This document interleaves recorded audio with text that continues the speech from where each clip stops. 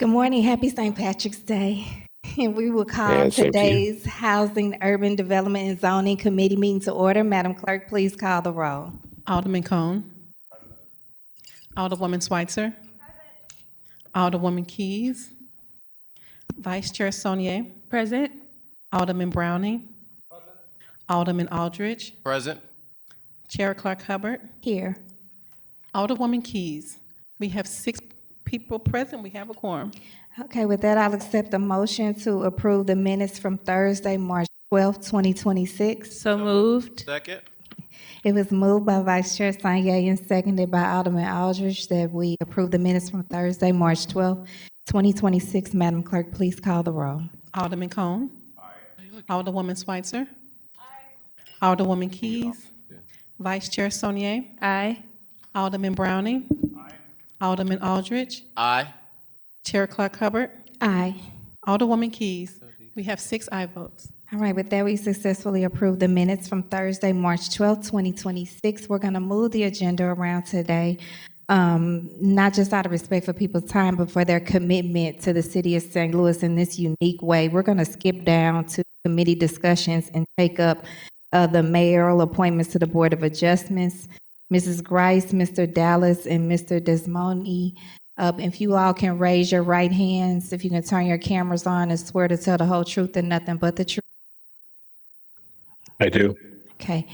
Mr. Dallas, since you're in the room, we'll go ahead and take you up first.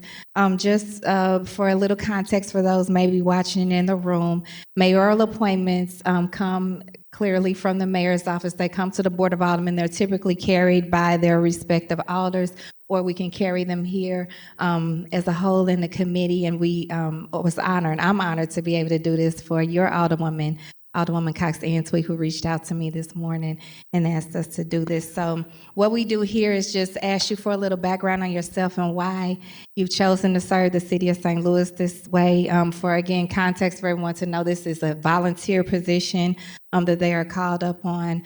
And then given as a recommendation to the Board of Aldermen, we have the honor of listening to them and then carrying them on so that they can then carry on the work of the Board of Adjustments here in the city of St. Louis. So thank you. Please proceed.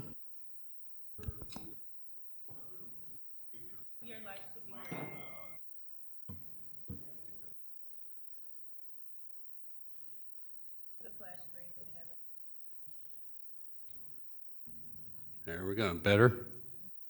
Thank you, Alderwoman ClarkHubbard, Chair ClarkHubbard, and everybody else in attendance. I'm here because I'm thrilled that I'm being nominated to serve as a permanent member of the Board of Adjustment. You may have remember seeing me about 3-4 months ago when I was up here to be nominated as an alternate member. During that time, have been able to participate in 6 Board of Adjustment meetings. I absolutely love the engagement and being part of the process.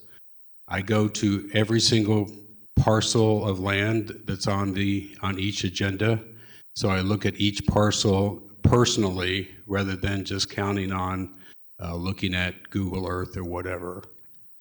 So that helps me form an opinion about really what's being asked, and where, it gives me a chance to drive around back to look at the entire property rather than just seeing what you see on from Google Earth or from whatever kind of mapping software you might have.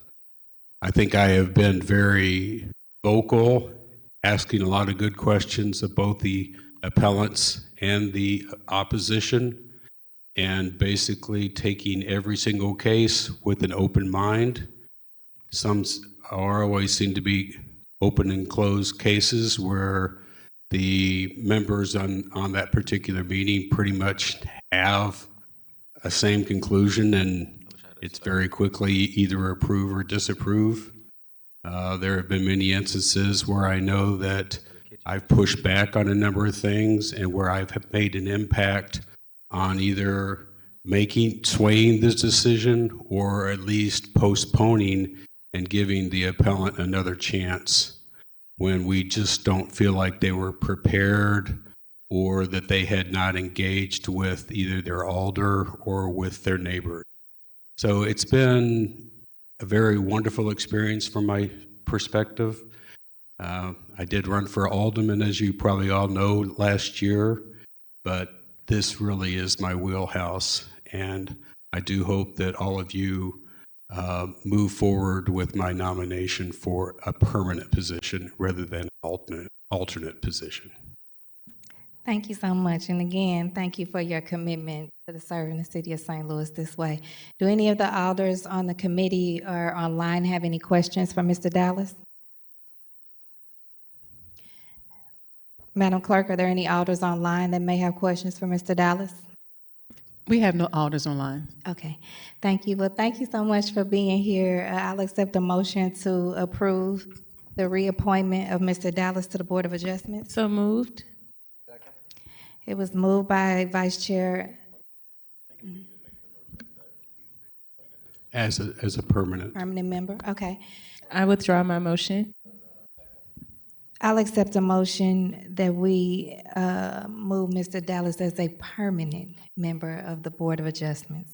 Permanently so moved. It was permanently so moved by Vice Chair Sonnier and permanently seconded by Alderman Aldridge that we move Mr. Dallas as a permanent member of the Board of Adjustments here for the city of St. Louis. All in favor? Any opposed?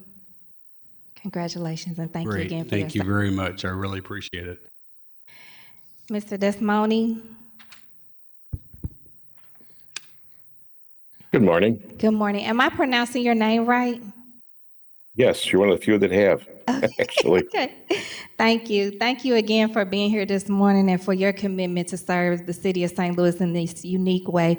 What we'll do now is offer you the time to introduce yourself, give a little background on why you choose to serve on the Board of Adjustments for the city of St. Louis. Good morning, and thank you for the opportunity. I've been a city resident my entire life. As you can see, it's my gray hair. It's been quite some time. I have served on the board since about 2017.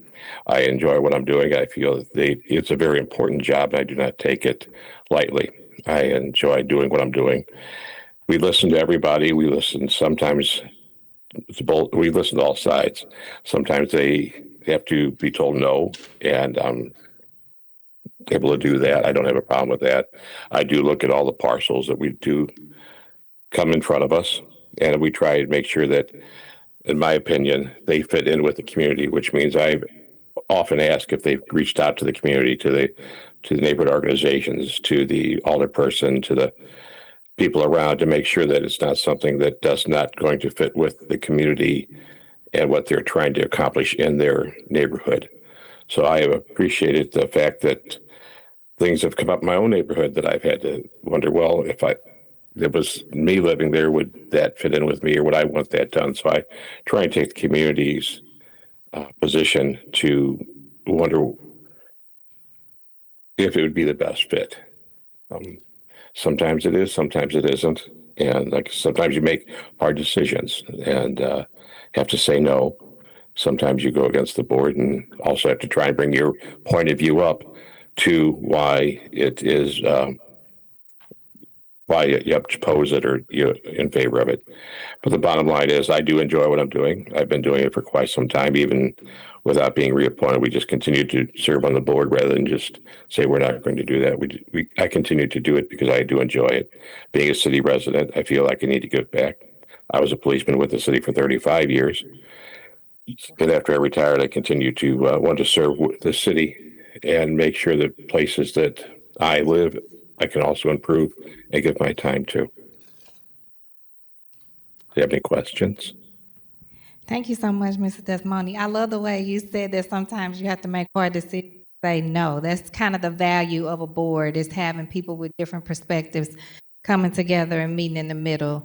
That's where the real change happens. So we wouldn't want a bunch of people on there saying the same thing, right? We want people that push back and help us to try to get things right here. So with that, I'll see if any of my colleagues have any questions for Mr. Desemone.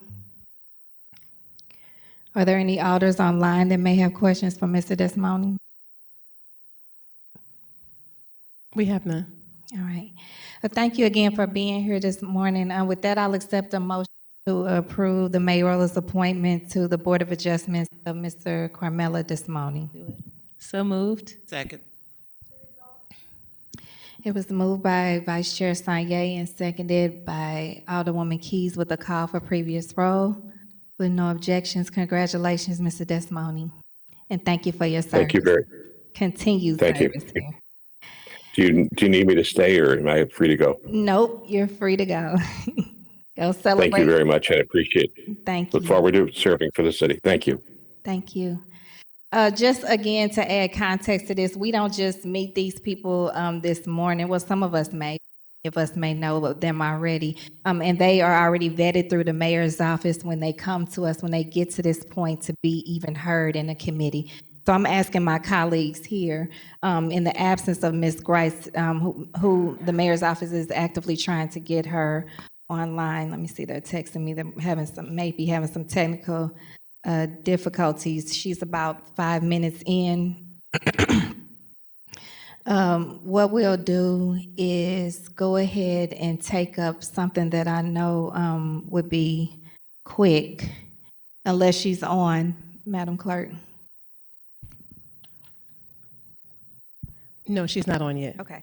All right, so we'll hold hers, but in the event when she does come on, she's dealing with a family issue. We want to make sure that we accommodate her time as well. So we'll go ahead and take up something that I know will be quick with Alderwoman Sonnier. Alderwoman Keys, I know we talked, but this one will be quick so we can get to Ms. Grice and then get back to you.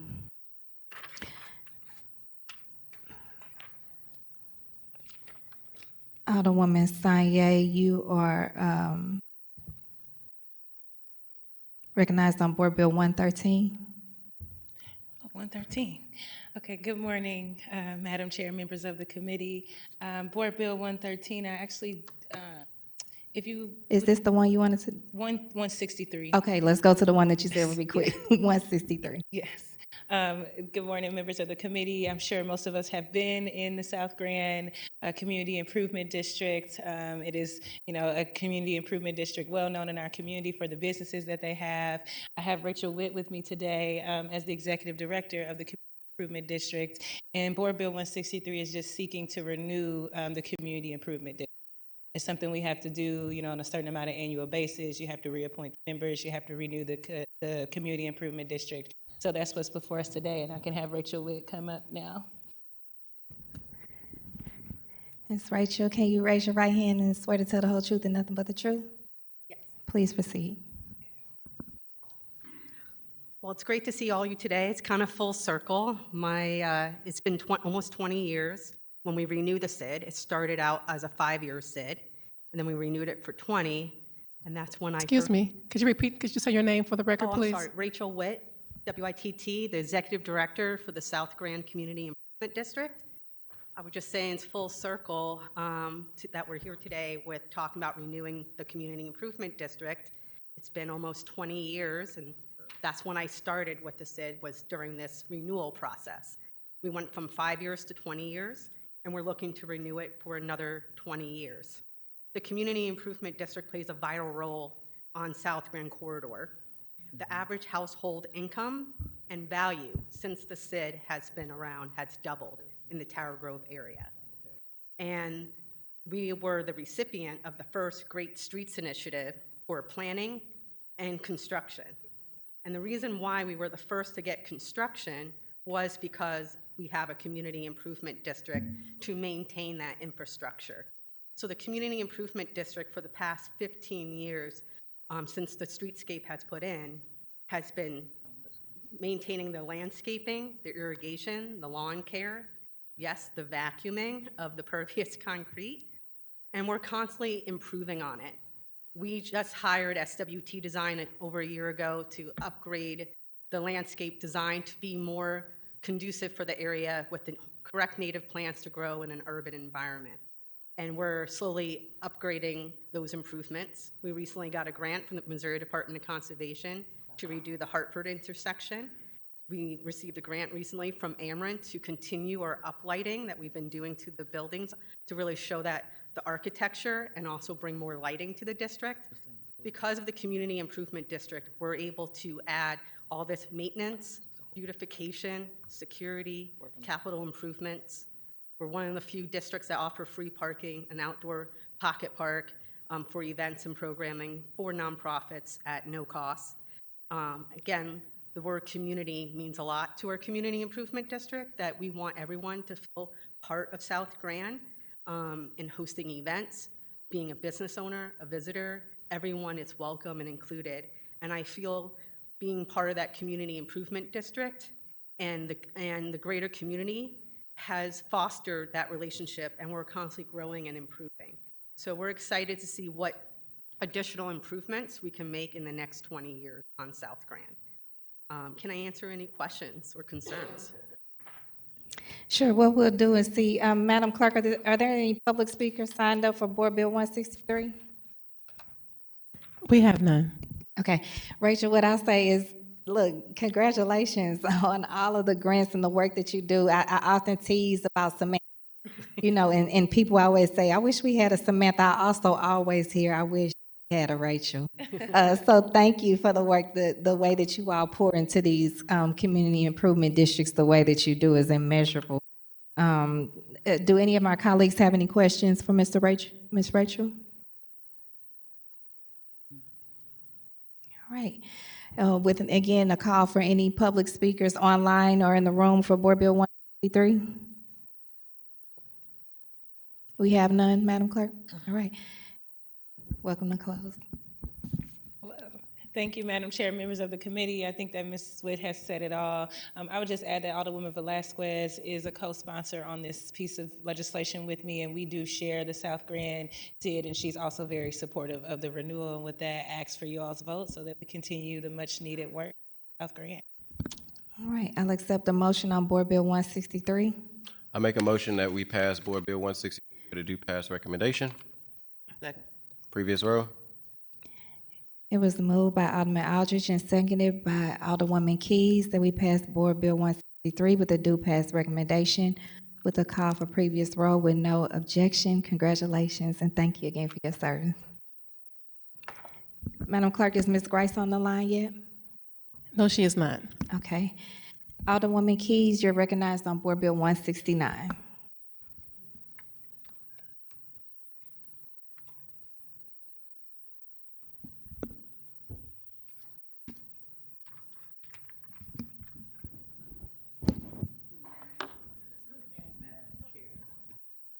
You gotta turn the mic back on, Alderwoman Keys. Testing. Okay, wonderful. Thank you, Madam Chair and members of the committee. If I could please ask the clerk to read the summary.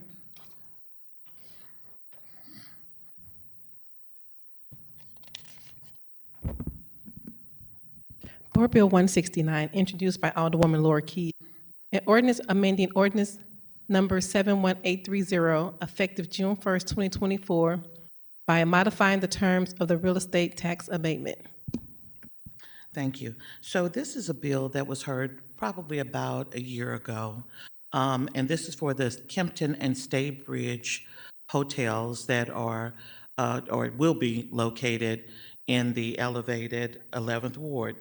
We do have speakers here this morning to talk more about that.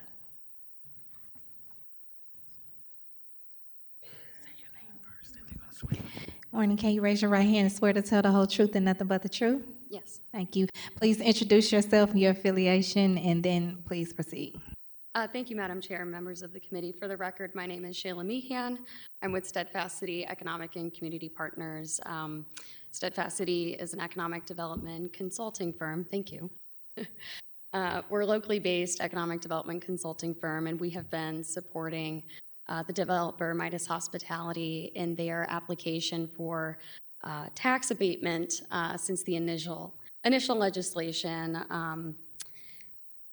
So today, Board Bill 169 seeks to amend that existing ordinance Shortly after the initial approvals, the developer faced heightened project costs and a difficult lending environment, especially for such a large financial undertaking with a dual-branded hotel, 300-plus hotel rooms. And for those reasons, the developer made the decision to right-size the development, the project, and focus on the Kimpton Hotel. The Kimpton Hotel would be a hotel brand that brings a unique full-service offering. And Board Bill 169 seeks to amend Ordinance Number 71830 to increase the percentage of the 10-year tax abatement from 75% to 90%. And this amendment reflects the updated application that we've worked with SLDC on and submitted to them. It reflects the current project details, construction costs, and lending environment.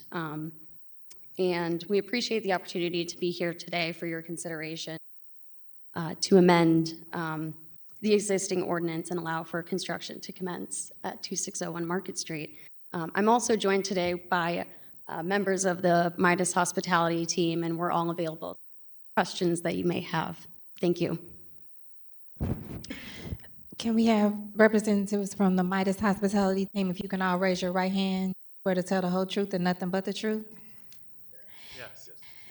Thank you. If you can just, if you don't have anything you really want to speak on now, just come up to the mic, introduce yourself, your affiliation. That way, if any of our colleagues have any questions, they can call. Yeah, hi. Thank you, Chairman Clark and Hubbard, and we're all alderpersons. We're very happy to be here today. Happy to talk about our project, one that we're very, very committed to. It's been a multi-year process, and I would just like to add to those remarks that, in our opinion, Excuse me, could I have your name, please? Oh yeah, I'm sorry, Sam Estep. I'm the Senior Vice President of Development at Midas Hospitality. And just want to add to those remarks that, we're here in front of the city as what we hope is was kind of a last resort request. We have done certainly everything that is in our power, pulled all the levers that we could pull. We value engineered the project. We have, changed the design around on the project. So I just wanted to throw that in, that this is a very thoughtful request on our end and somewhat of a last resort. Thank you.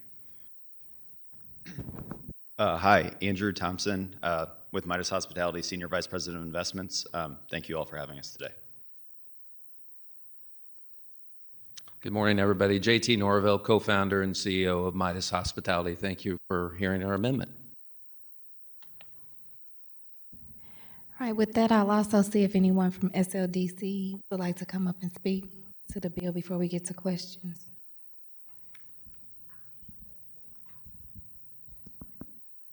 Good afternoon, Zach Wilson with SLDC. SLDC supports the project. Paul Weatherford can answer any questions on the numbers.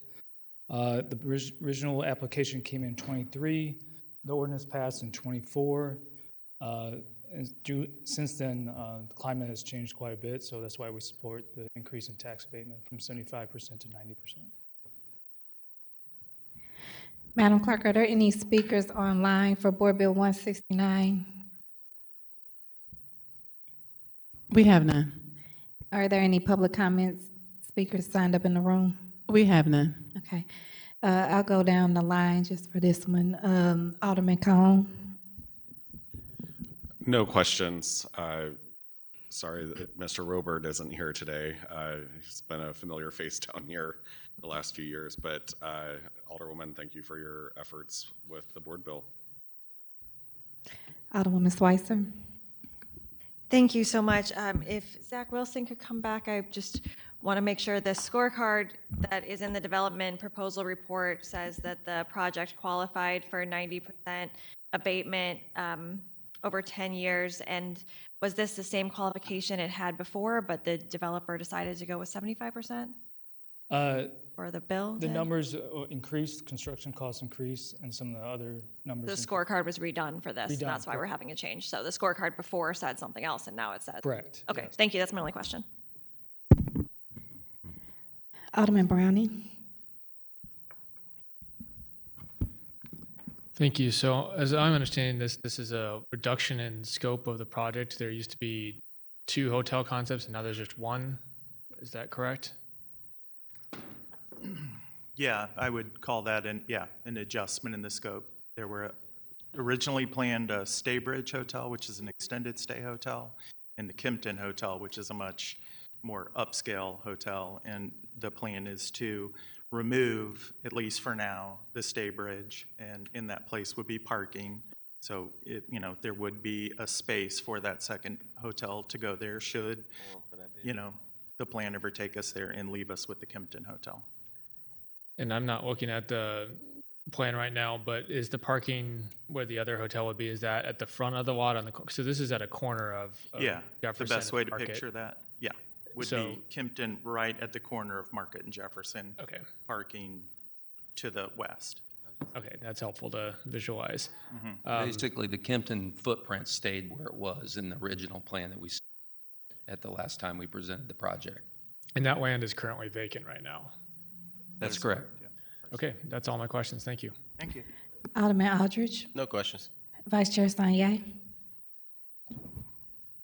I just want to make sure I'm understanding correctly that you all could have went for 90% in the beginning. You were just choosing to go for 75% because it looks like the original, you all did score up to 90% in the original evaluation. The original scorecard allowed for up to 10 at 90. And when we did the financial analysis, we lowered it down to 10 at 75. And that's what the original board bill was.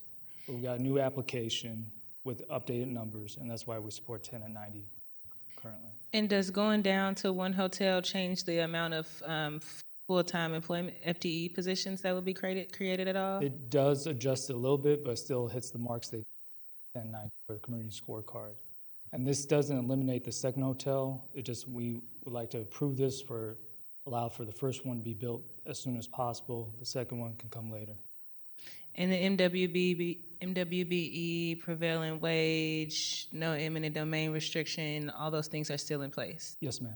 Thank you. All right. Alderwoman Keys, you're welcome to close. Well, thank you so much for hearing this particular bill. So I would ask for your due pass recommendation on Board Bill 169. All right, I'll accept the motion for Board Bill 169. Make a motion that we pass Board Bill 169 with a due pass recommendation. Previous row. Moved by Alderman Aldridge and seconded by Alderman Browning that we move Board Bill 169 passed with a due pass recommendation with a call for previous roll with no objections. Congratulations. Congratulations. Thank you. Is Mrs. Grice on yet, Madam Clerk? Yes, she is. All right. Mrs. Grice, if you can turn your camera on.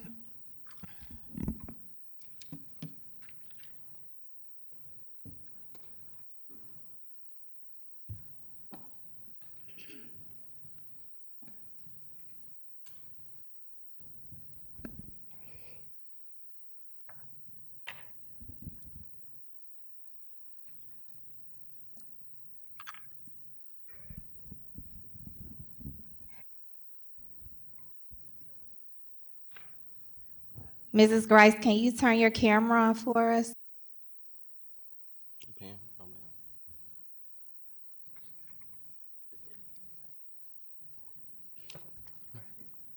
I gave it back because you was complaining.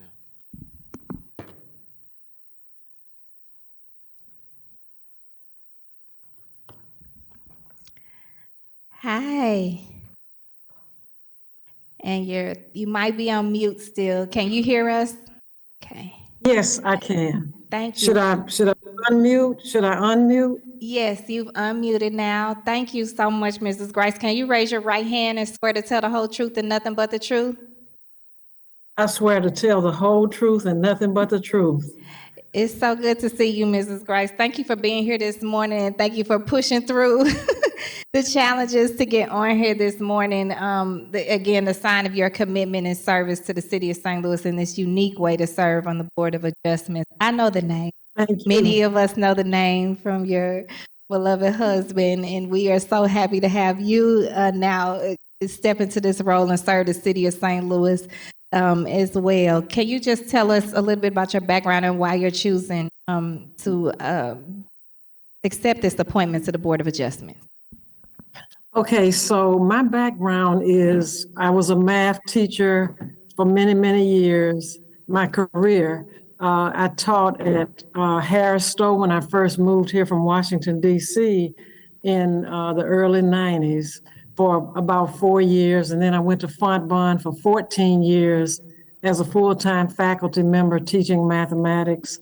And then I went back to Harris Stowe for 7 years before I retired as the director of a program that housed incoming freshmen, math, reading, and writing. I had 40 faculty members under my leadership.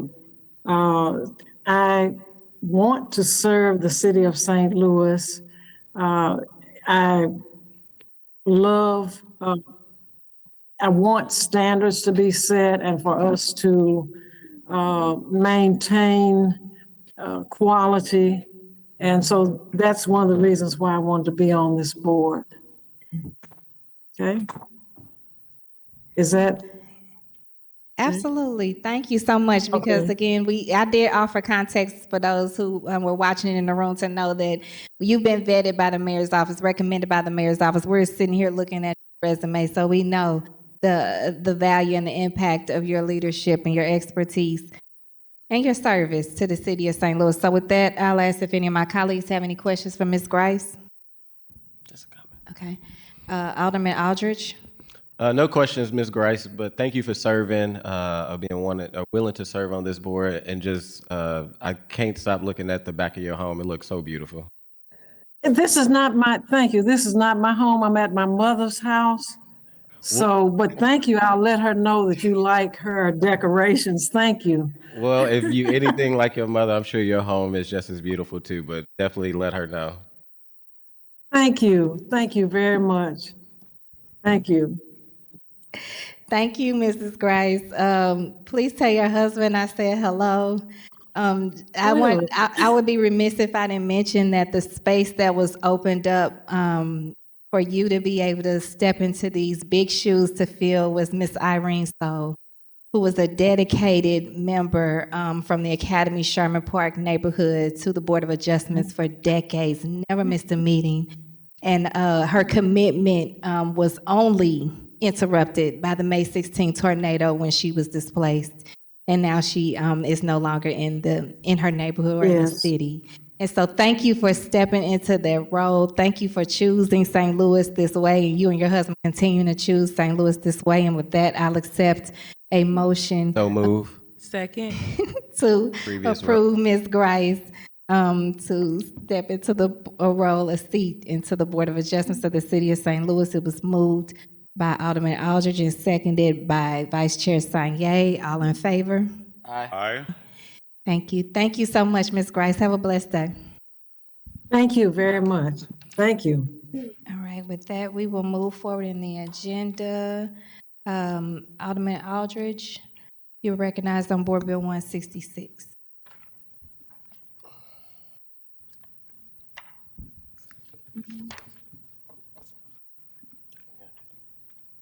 The agenda.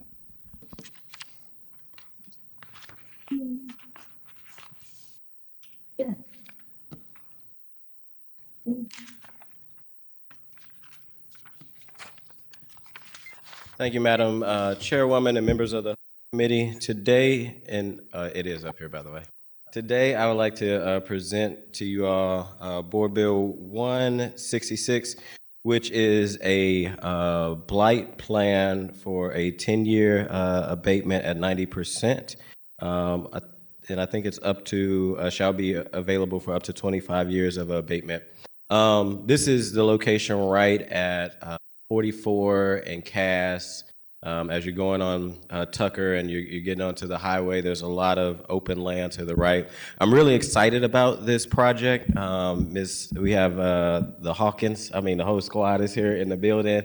As the future developers of this project, when you talk about really bringing light to this part of the city, and bringing light to kind of this corner right here off of Cass and 44. The project's actually called, hopefully, the Northern Lights Special Events District. So it's really trying to light up this corner, and I can show some of my colleagues just some of the renderings, but you're talking about, you know, a small convention center, a kid zone, an amphitheater, just something that's really going to bring, I think, even more positive development to St. Louis. And this project is one, as folks are getting off the highway, will really speak to how great our city is. So this is kind of the first step of trying to get this project going by blighting this area so that they can use other incentives to make this project happen.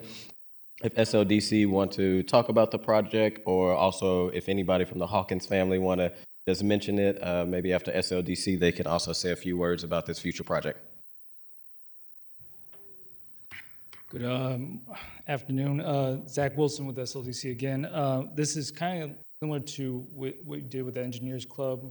We're encouraging development for this area. We're supportive of Mrs. Hawkins' approach to this area. She is still buying land and getting financing lined up. Once she has acquired all the land she needs and gotten acquired the financing she needs, she'll be scored again with a financial scorecard at the El Surrey board, and then we'll adjust the tax abatement accordingly.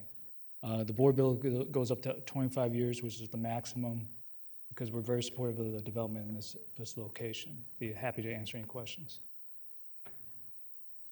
And I just want to mention, Ms. Hawkins couldn't be here today. She's a little sick and definitely wanted to be here in person. Oh, you made it. She made one. Never mind. I didn't even see her in the back. Did you want to talk about the project, Ms.? Okay, come on up. You must have just snuck in on me. No. Oh, okay. I didn't catch her. I seen her son. Yeah. So all of these will be considered as Alderman Aldridge's speakers, so take your time, but I do want you all now to raise your right hand and swear to tell the whole truth and nothing but the truth. You do? And before you speak, just state your name and your affiliation to the project for the record. Thank you. Oh, did I promised to tell the truth. Okay. Thank you. Madam Chair, board members of the committee, thank you so much for having us. My name is Janetta Hawkins, and it is the Hill Hawkins family. I just want to clarify that. This is Pastor Battle. He is with an Old North Neighborhood Association. And Denise Williams is also she ran the convention center, so she was what was your title? Okay, you'll tell your title. Okay, all right. Before we get started, I just wanted to let you know that I am a visionary. I have visions and dreams. Anyone that knows me know this to be true, but I don't just have any kind of visions or any kind of dreams. Those dreams have caused us to be in business for 38 years. All right. They caused the Hill Hawkins family business to be successful. A stellar awards, plural, winning, nationally recognized design, decor production, and special events decorating company. We've been a part of the fabric of St. Louis for decades. We did the grand openings for all of your Metrolink stations. We dropped balloons when the Rams came to town. We did the ribbon cutting ceremony for Jackie Joyner Kersey across the water. So we've been around here and we love St. Louis and we don't want to leave. We love the area that we're in. Unfortunately, that area has declined over the years. We've been in our location for 16 years and we've seen it. But I also see something else. I see light. And the name of the project, as Alderman Aldridge indicated, is the Northern Light Special Event District. It came about when you look on the news and you see that beautiful Ferris wheel and the arch and all of that light, and you look to the north, it breaks my heart because it's dark. And so we do have a development project that will bring that light to North St. Louis. But I want to bring you into my world just a little bit because I said I'm a visionary, correct?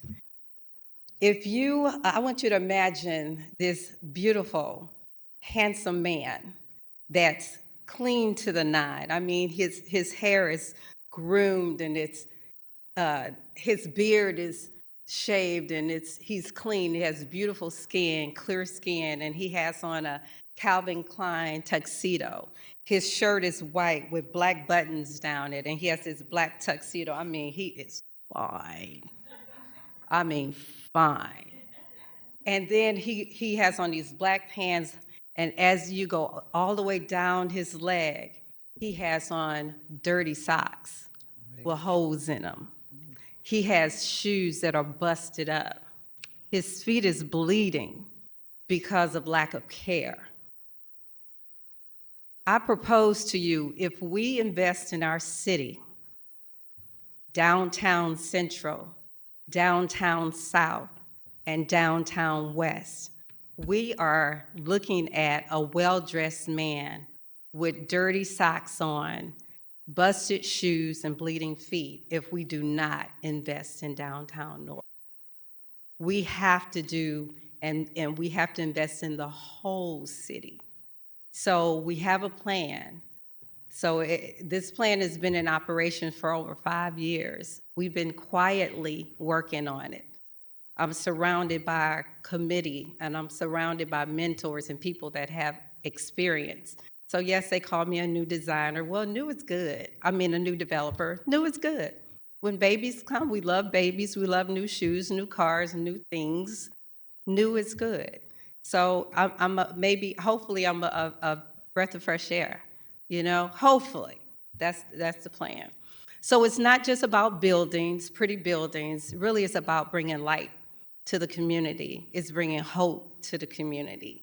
It's also bringing jobs. It's bringing education, generational wealth, and healing to the community.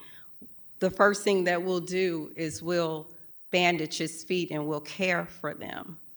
And the second thing we'll do, we'll put on some new socks. And the third thing that we'll do, we'll give him a new pair of shoes. So that's all I'm asking that we do, is that we love on North St. Louis, because if it were your dad, your brother, your husband, your man, your father, there's no way, if you cared about them, that you would allow them to be that fully dressed and not dress his shoes and his feet and his care. Thank you for your time.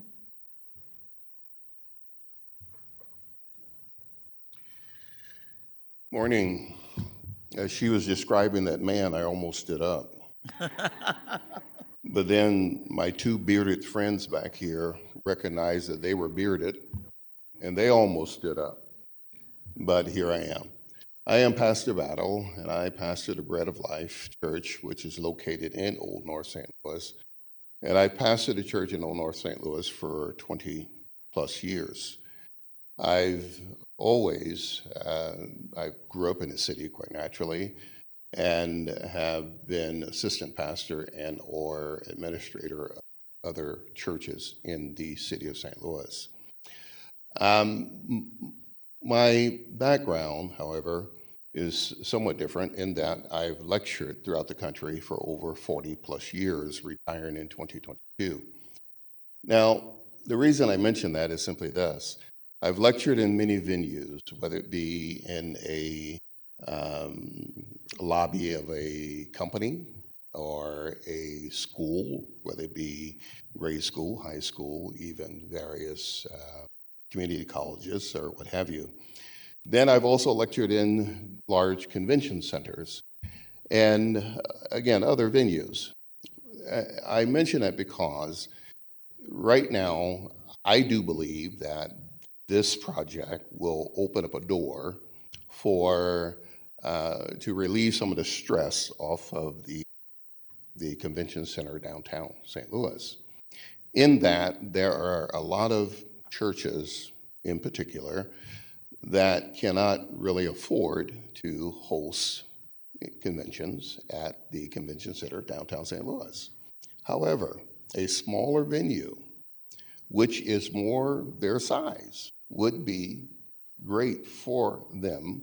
And I've been in part of many, many meetings, and they've wanted to find locations where they could have some sort of meeting so that they won't have to go over to the retreat center over in Illinois, but yet utilize something here in the city of St. Louis. And I do believe that this project will be that for not only the churches, but many other entities as well. This plan, while I recognize it is currently, or the current use of the land is a homeless encampment, our church since 2009 have adopted homeless encampments, and we have supported them by way of making available to them various things that they would be in need of. I mention that because certainly this will displace those that are there. That encampment is almost a war zone. There's so much crime. I have personally talked to many of the people that are in the encampment. There are rapes that never go reported. There are murders. The drug usage is extremely sky high. Not only do we as a church support them there with clothing, food, and other amenities, other organizations as well. So yes, I recognize there will be a displacement, but I do believe it would be the best thing for them to get that environment cleaned up. Other encampments that I've supported in the years, or a church rather, has supported in years, the people that lived in those encampments end up, most of them end up with better living situations. So I do believe that even though we would be displacing them, that ultimately the majority of them who want to do better will end up in better living conditions.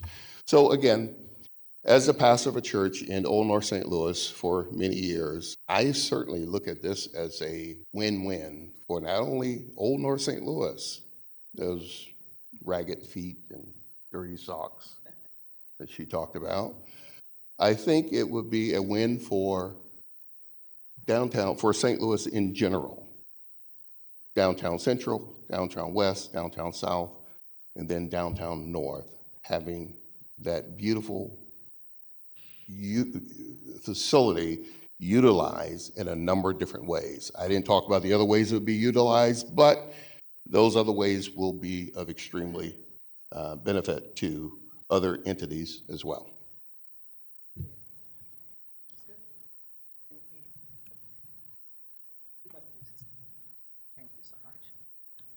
Good afternoon. My name is Denise Nee Williams, and no, I did not run the convention center.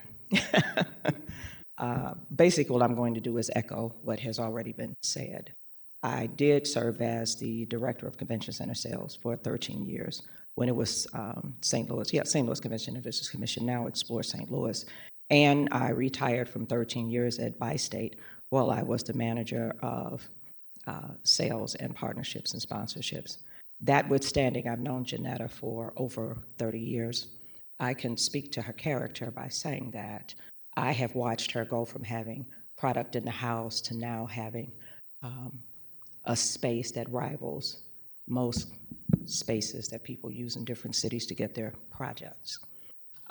I've never known her to put her hands to anything that she didn't see to completion. When everyone was speaking of the blighting, when I was coming from downtown looking at my convention eyes, when I got off at Tucker, I just said, wow, if I were a conventioneer, if I were coming in to look at the city.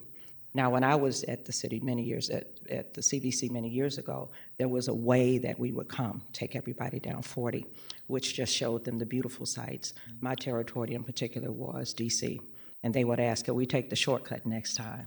And so I started thinking, if I were taking the shortcut this morning from someone who was from DC, even with everything that they have going on, how would that feel? Because everything that I saw just kind of jarred me. So then I started thinking, after this project come into place, you have a different welcoming place, then the way that we bring people in to show them the city, that route can change because you have something that you're very proud of. And so I just stand here to just support Janetta and also to solicit your support because you cannot go wrong. Everything that she does it well. Thank you. Thank you. Madam Clerk, do we have any speakers signed up? We have none. 66. Just want to open the call one more time for all of the supporters in the room. If anybody would like to speak on behalf. I'm sorry, we have one online. Okay. And then if anybody in the room would like to speak.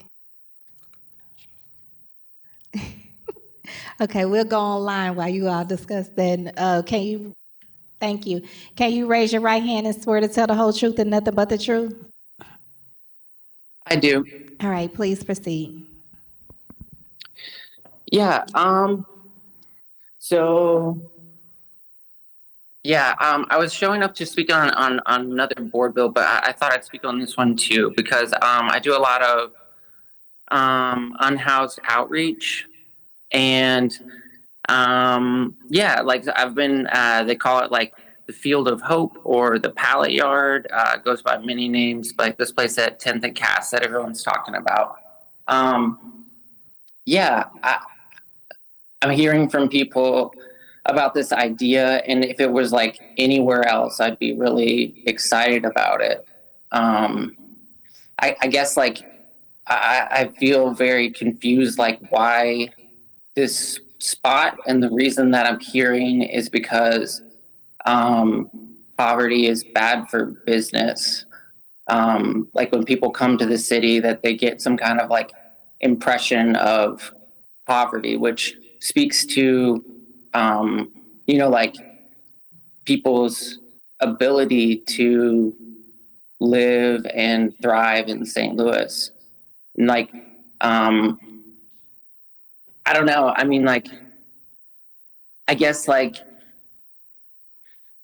whenever I hear about people, like talking about just like disappearing a camp, then I think back on all of the times which, like I've been there when people are trying to like pick up the pieces, and every eviction, every time like that there's an eviction, there's overdose deaths and other deaths from just like people are like living very close to the edge. Obviously, like they're just survived the winter outside, and like if people are evicted, they can't look out for each other, and most people's lives are like really, like close to the edge, and so like when they are violently displaced by eviction, like people were talking about, like that does not benefit them in any way. That's just completely false. Like I just like I don't understand how the plan could not include them, and how it could be depicted as something like positive or beautiful or light, without including like if it's for the people, it's got to be for these people too. Ms. Kelly, that's your time. Thank you. Thank you, Ms. Kelly.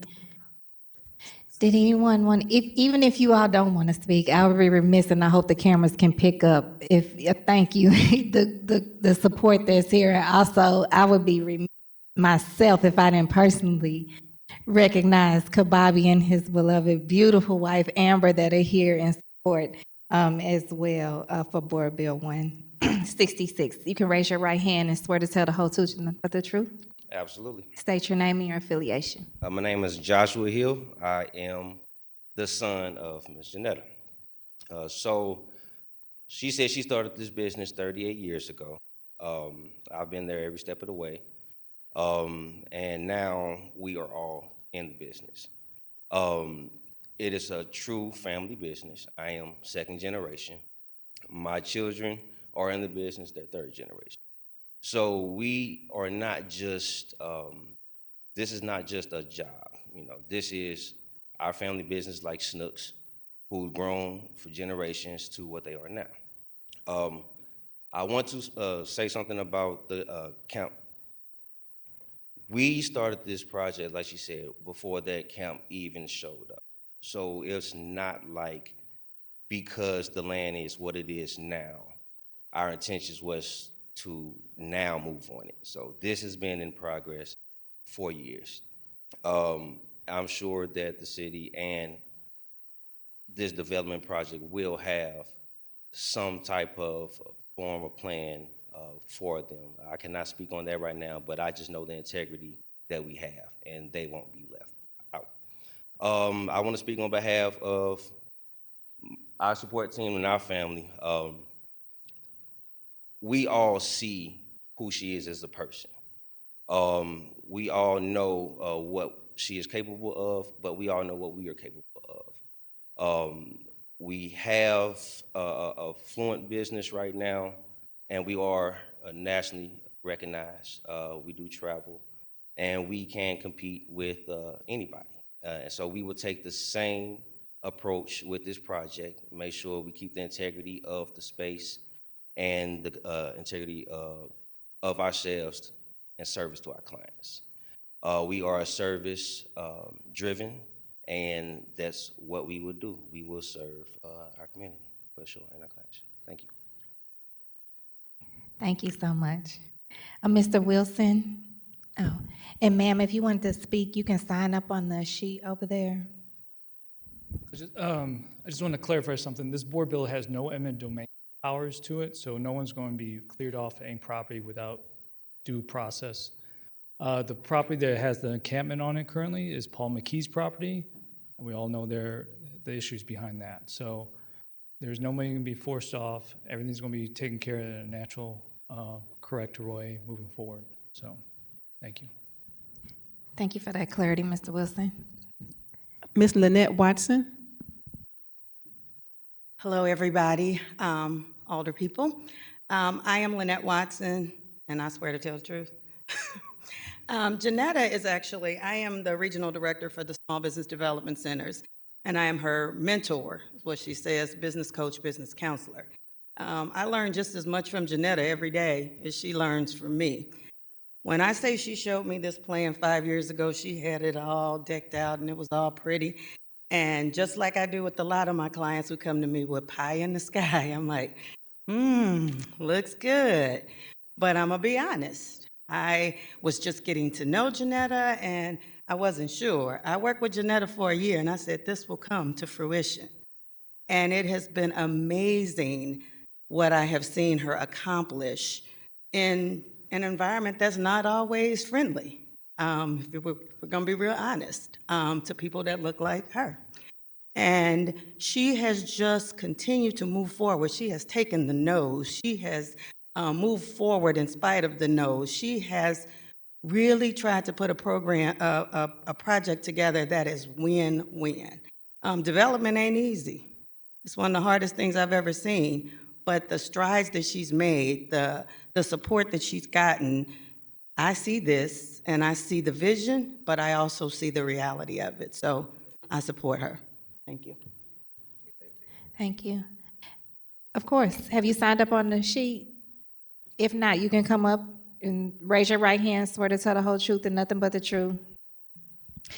Please state your name and your affiliation, and after you speak, just for the record, if you can go sign in. Of course. My name is Rochelle Johnson. My affiliation is, I know Miss Janetta, we go to church together, and I'm also a licensed clinical therapist, and I did some work with her. I just want to speak to her character and just speak to how she shows up. Would that be okay? Okay, so really quickly, she hired me to come and speak to her staff in reference to their mental health. She wanted to make sure that they were okay. I said to her, most places when I go out and speak, I don't speak because I'm also a trauma specialist. Most of the time when I am called out, it's in crisis mode. It's in the place where it's almost too late and a lot of the damage has been done. What she did is so lovely, and I told her this. I said, I don't have many companies that call me out and say, as they are elevating, I want you to take a look at my staff. I want to make sure that they are good. I want to make sure that their mental health is well. I want to tap into that. It's not just about their hands and what they can do. It's about the whole person. She tapped into that, and I told her it's very uncommon. Most time there is a crisis, and then you bring the team in to try to do patch-up work. She did the opposite. She did the opposite. So I just wanted to speak to that. I know the person that spoke about the housing, the unhoused people, and that is very much a concern of hers, but she cares about the whole person, and she cares about the whole situation, not just what she's trying to do, because it's really about everybody. It's about making it better for everybody. So I just wanted to go on the record that she is concerned about the whole person, and that matters. It absolutely does. Thank you so much for that. Absolutely. And with no other speakers signed up and none online, Madam Clerk, we'll go ahead and call Ms. Janetta back up and see if any of our colleagues have any questions. Mrs. Janetta, I can also speak to the vision, the impact, what your presence brings to a room. And what's really ironic is, you won't remember this, but I remember this because this is kind of my thing. People are known, first of all, you'd be hard pressed to be in a room. You might not know her vision transformed that room, but it absolutely has. I'll tell you why you don't know, because of her professionalism, the integrity that everybody talks about. The room is done when you get there. Sometimes when you go places, people are running around trying to decorate when the event is starting. It's just by Janetta. I mean, it's done. And you probably don't remember this, but one of my colleagues down here on the end, Mr. Alderman Cohn, knows I'm kind of known for taking flower arrangements for events, right? It's my thing. I love fresh flowers. We didn't know each other, but we met at the Rung ribbon cut, groundbreaking ribbon cutting, and you had these beautiful little flowers, pink, that bloomed into pink flowers.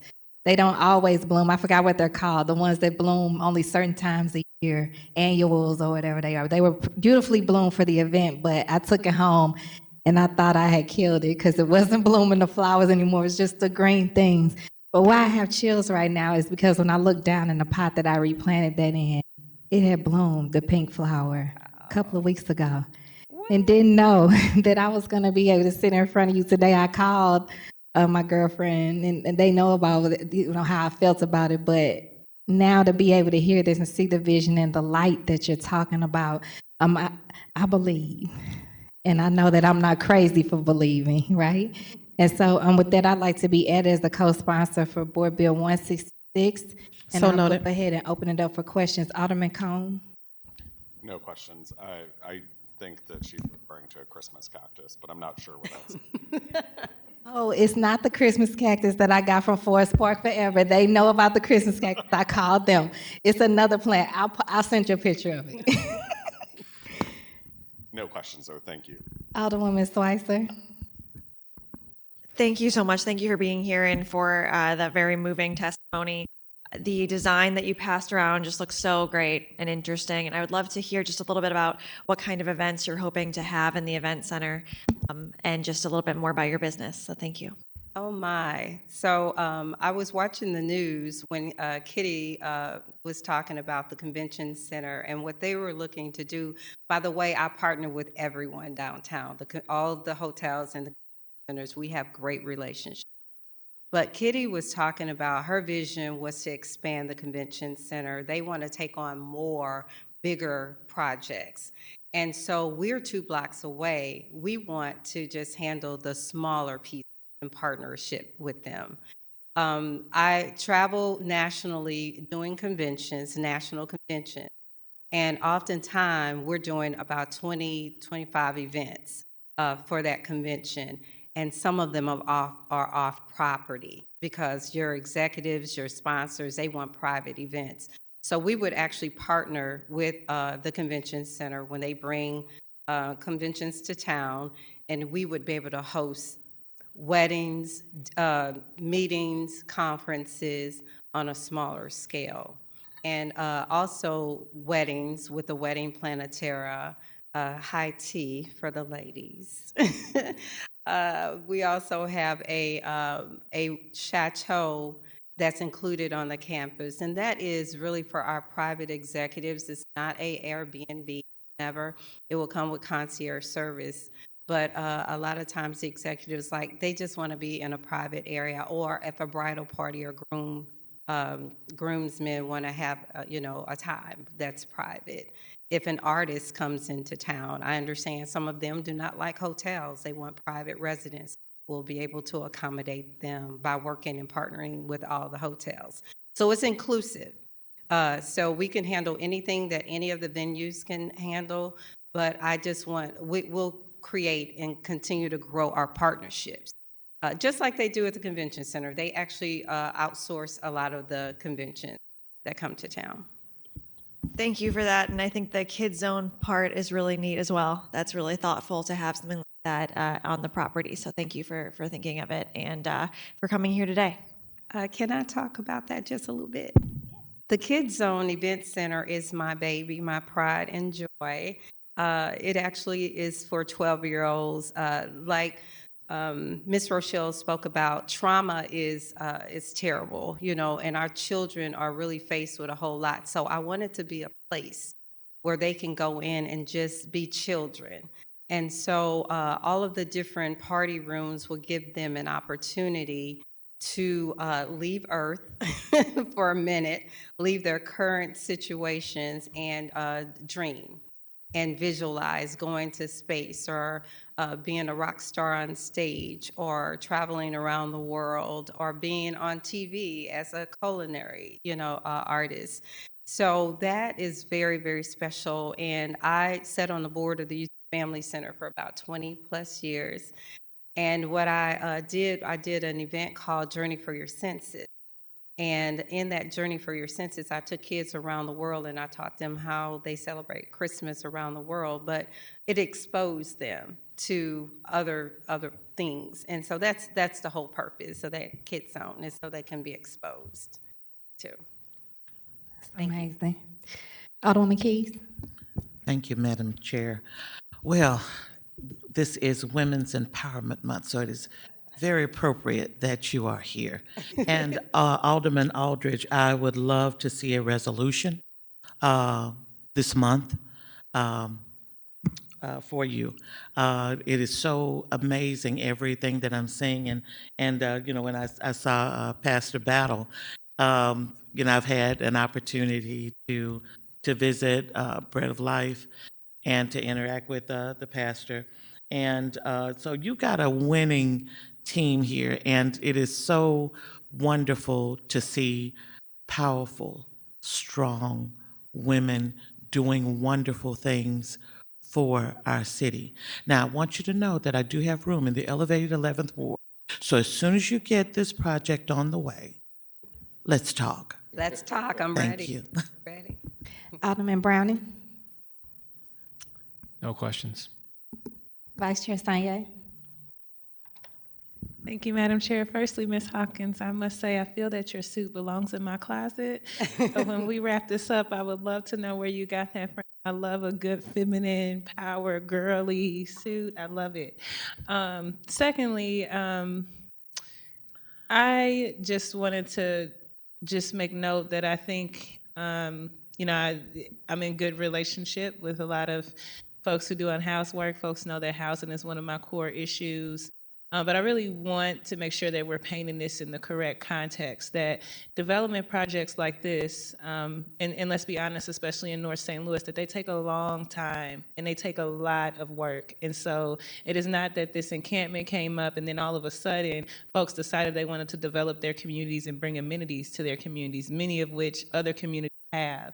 And I think that's really important because I would hate to see the framing of this conversation to be in a way that is not correct, that this is a group of residents, a group of developers, and specifically Black developers and even Black women-led development company who has long been trying to bring the resource to get together, assemble the team in order to develop and bring amenities to their communities that I know, some of which I have in the community that I represent. And so I think that's a very important part of the conversation. I just don't want this to get, framed incorrectly as if this was done in response to that. I want us to be mindful of what development really takes, especially in certain places in the city of St. Louis, and that I can assure you that this probably has been going on for a long time to get the proper investment, to get the dollars, just all the work it takes. And so I think to then tell a community, and there are actual community members and residents here, and I think that's really important too, that we make these decisions, we listen to those who live near the area that are in strong support. And I've been able to talk to Alderman Aldridge and have conversations with the concern. I actually have been to the encampment myself a few times. I've talked to the Director of Human Services. I've talked to them in depth about outreach efforts. It is not that this project is going to be approved and all of a sudden folks are going to be that is going to be decommissioned or it's going to be broken up. There is a desire to take a very human, dignified approach to this, with the knowing that there are certain individuals who are not accepting resources or not accepting services or just need a deeper level of intensive service in order to feel the trust that is needed to accept those services. But I think it's really important that we balance that with allowing a community to develop, because otherwise communities where there may be pockets of concentrated poverty, are they just not to develop? Are they just not to grow? And especially to say that while you might return to a community that has some of the things that they are trying to build, I just really want us to be mindful of that conversation. But I do want to make sure too that the context is on the record correctly, that there are and have been and will continue to be efforts to reach out. I'm personally willing to go. I know Alderman Aldridge and I have been to encampments together many times before.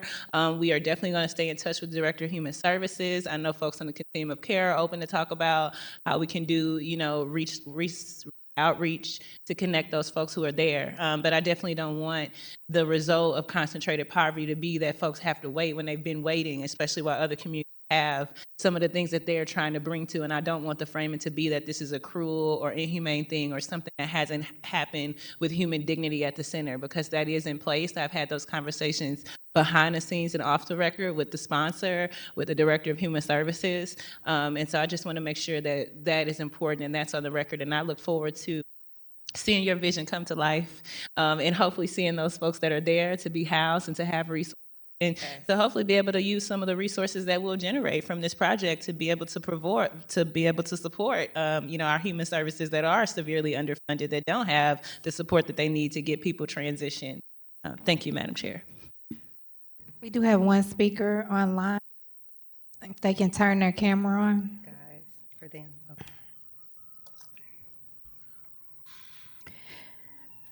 Okay. Thank you. Can you raise your right hand and swear to tell the whole truth and nothing but the truth? Yes. Okay, please proceed. Thank you for letting me hop on and give my testimony. I wasn't aware that this hearing was happening, and got sent the information a little last minute. So thank you.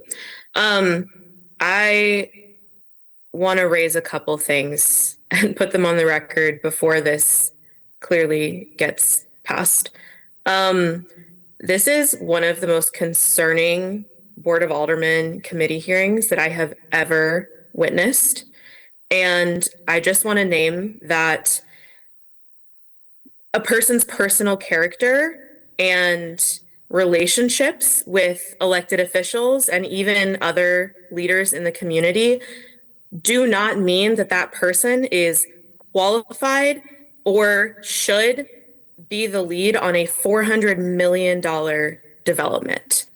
And it feels very slimy to me, honestly, that the main content of this meeting and the comments from the alders are about this person's character and what a wonderful woman, powerful woman she is.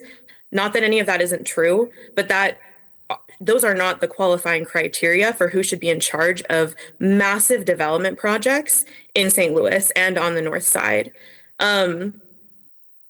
I also just am confused about some of the things that are being shared here and don't want them to go without having a critical analysis.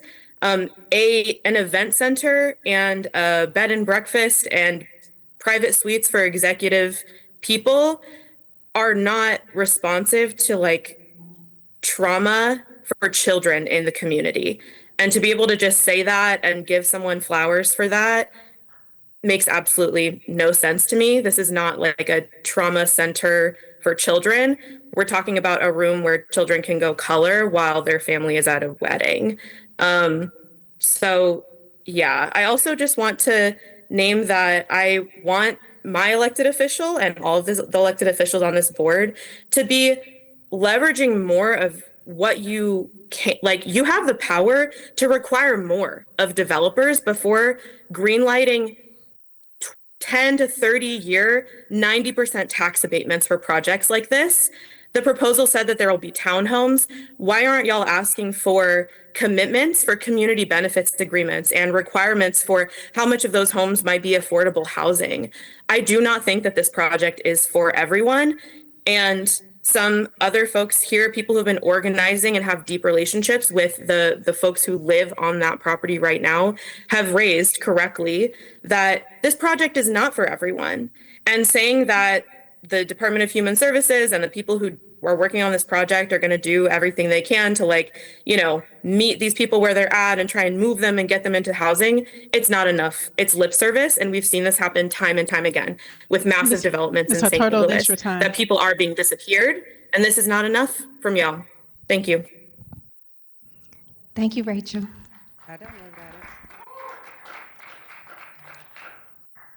All right, any other speakers in the room or online? Okay, Alderman Aldridge. Thank you, Madam Chairwoman and members of the committee, and thank everybody for hearing this bill, which has been posted for weeks now. Again, all our meetings are always public for people to be able to see it. This didn't just pop up. I do want to respond. I think, you know, not to give, and I love Rachel, not to give too much energy, but I think a person character is important when you're talking about development. On the other hand, when it's somebody who's not a good developer and their character has not been paying their workers livable wages and other things, and we'll challenge that. But when there's good things about a woman who has been doing work in this community, in my community, in North St. Louis, you know, we can talk about a lot of things, but at the end of the day, you know, we fall asleep, we wake up there, we have to deal with the challenges. We just don't show up, and showing up is important. But living in the community, this same community that I was born and raised in, very close to Car Square, doing work in this neighborhood for 16 years and not giving up because we don't get those same resources that other neighborhoods see. I'm glad to see this project coming. I think one of the things is that Ms. Hawkins mentioned is, first off, I can speak to, you know, me and the Alderwoman from the 7th, I was saying 7 + 7 = 14.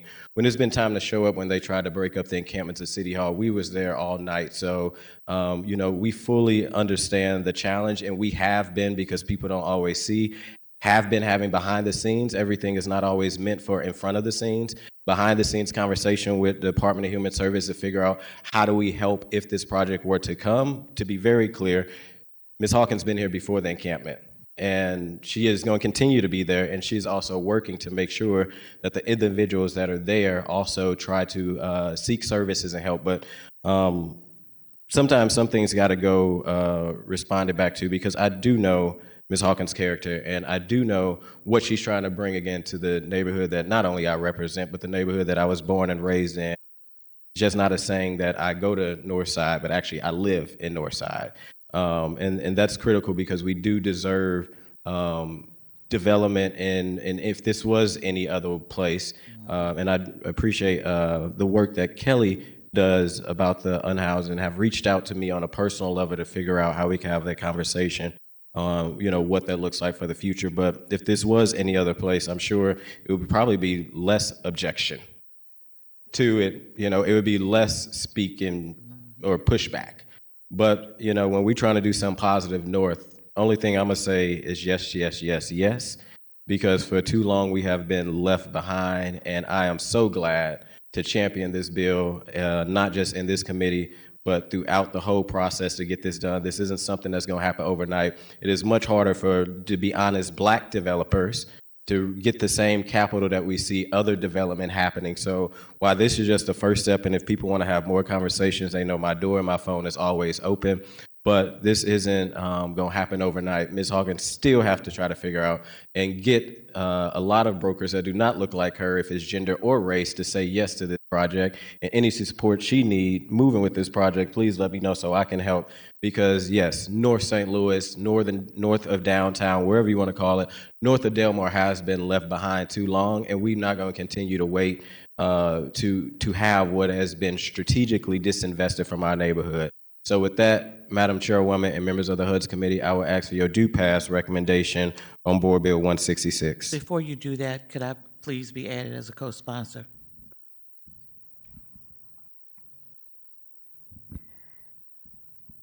Did you hear Alderwoman Keys?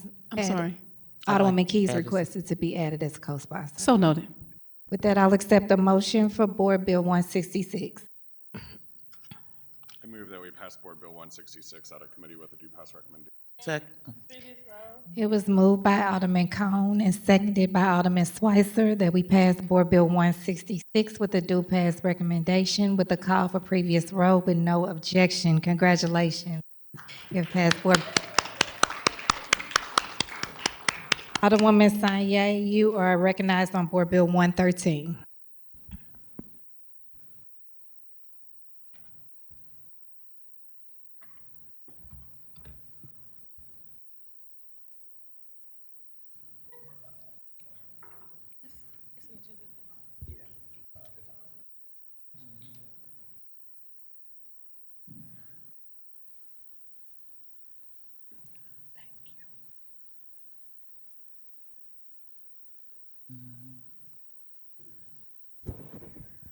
Thank you, Madam Chair, members of the committee. I will be quick. I know that the next bill is going to take us some time.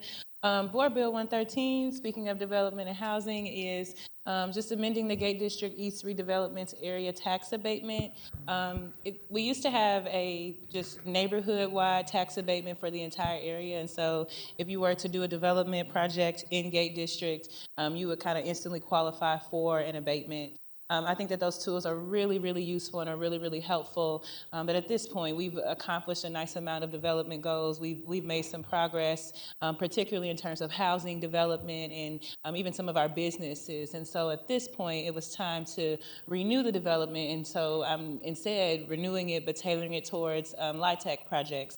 That is because one of my favorite things about the 7th Ward is our housing diversity, is our housing stock. It is that I want every resident to be able to come to the 7th Ward, and no matter what income level, you can find housing that is there. But right now, because of our market that we don't control and funding that are cut, while we're having a lot of private development and private projects happening and higher income kind of market rate or luxury rate project developments happening, the balance for the lower amount is very difficult, as you all know, as alders. And so for LIHTC, we are just making it so that if you were to do any low-income housing tax credit projects within the neighborhood, then you would be able to qualify for this abatement that is in the bill. This just kind of explains kind of what low-income housing tax credits are. I won't go into depth. I know the community is really familiar, but I believe really strongly in public education. And so just in case someone in the public is watching or at home wants to know later or has any specific questions, I just thought this might be just a great point of context that this comes from 1986. It is meant to incentivize private development for housing to keep it affordable, and is from the federal government. And just a reminder that sometimes the private market does not produce affordable housing on its own, just because of the affordability of it and what costs are, that it's usually kind of impossible to do so without these sorts of subsidies. Oops. This is just a little information explaining the payment in lieu of taxes part of the low-income housing tax credit. Again, very common, very formulaic. It just makes sure that some of the city services and other state services that need to be provided for are able to get provided for even with incentives. And then this is just more specific of how this would break down in the neighborhood at a 50% of increment in years 1 through 10, and then 100% of the increment in years 10 through 15, and just a little bit of information on that formula.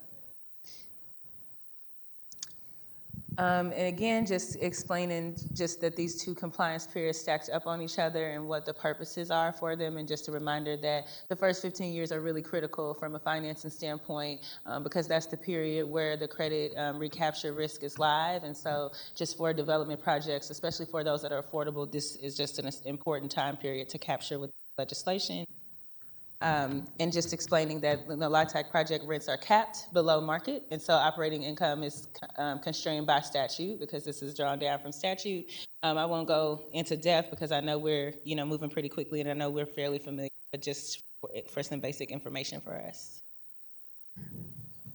And that really completes my project here. And I also have Mr. Wilson, if there are any questions specifically. I also have Mr. McMahon. I'm always, y'all know how I am with the pronunciation sometimes. Mr. McMahon is here, particularly, even though what I just talked about was a general project. Mr. McMahon and I have actually been working together for a while now. We have some senior housing that is within the neighborhood with some great residents that I really love, but the housing was just not updated. And so he's been doing some work and is going to be able to utilize this to support him rehabbing some units so that our seniors can maintain a certain housing quality, and he would be my guest speaker as well. Sure. You raise your right hand, swear to tell the whole truth and nothing but the truth?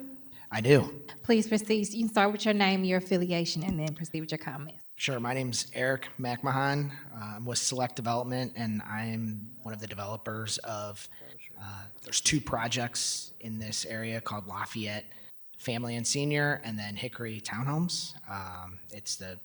They are 100 senior units, 62 family townhomes in Lafayette, and then another 65 townhomes in the Hickory development. So total 227 units. Of the 227 units, 226 have a Section 8, project-based Section 8 contract, rental assistance. We're currently under development, redeveloping all the properties with the low-income housing tax credits. Total development cost is 50 to 60 million for the two combined projects. And the rehab costs are over 100,000 a unit. The buildings Lafayette was in severe decay. So the tax abatement is a key element of our financing. As Alderwoman Sonnier said, the 15-year period matches with our commitment to the low-income housing tax credits for the debt. So aligning those is key for all low-income housing tax credit projects. Right. Did you want to bring up Mr. Wilson, just for context? Thank you. Zach Wilson, SLDC. The original development area was approved in 1988, and then it was amended in 2019. In 2019, it limited the tax abatement to 10 years, and that really hinders LIHTC projects. And the Alderwoman supports these projects, and that's why we're amending the ordinance to allow for 15 years of tax abatement. Are there any speakers in the room for Board Bill 113? We have none. Are there any speakers online for Board Bill 113? We have none. All right. Alderman Cohn? No questions. Alderwoman Schweitzer? I think this is a very thoughtful way to move forward, so thank you very much for bringing it to us today. Alderwoman Keys? I have no questions, thank you. Alderman Browning? No questions. Alderman Aldridge? I echo the Alderwoman of the board. Anytime, we can support LIHTC is extremely important. So appreciate your work on this, Alderwoman. Absolutely. With that, I'll do one more call for any speakers for Board Bill 113.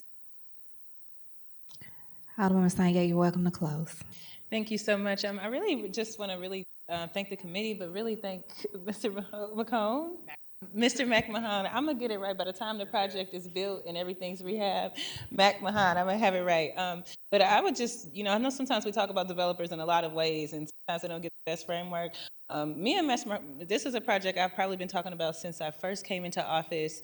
I was really interested in it. I know he said it was severely decayed. I mean, if I could tell you all the state that it's in, it is quite horrible. But he had just a real interest in the residents, in their well-being, a real interest in not just wanting to even profit from the project, but talk about how it could be sustainable so that you don't just have, affordable housing, but quality affordable housing that folks want to live in. I know that the seniors are really looking forward to having some rehab places that are really nice. And I would say, like the 7th Ward, we just really value our housing diversity. We value having all classes in our ward. And so I was really thoughtful of thinking about how my constituents would like this to be framed when we're talking about setting up instances where you will automatically qualify for incentives. But I think that we got this right. And I really just thank him for approaching me with this, and thank SODC for working with me to tailor the legislation. And I'm looking forward to us, seeing this and bringing this into the community and maintaining our diverse housing style. With that, I'll accept the motion for Board Bill 113. So move. Or make a motion, we pass Board Bill 113 with a due pass recommendation. Second. It was Ms. moved by Alderman Aldridge and seconded by Alderwoman Keys that we pass Board Bill 113 with a due pass recommendation with the call for previous roll with no objection. Congratulations, passed Board Bill 113, and you're now recognized on Board Bill 138. I'm sorry, who called for a previous roll? Alderman Aldridge. Thank you.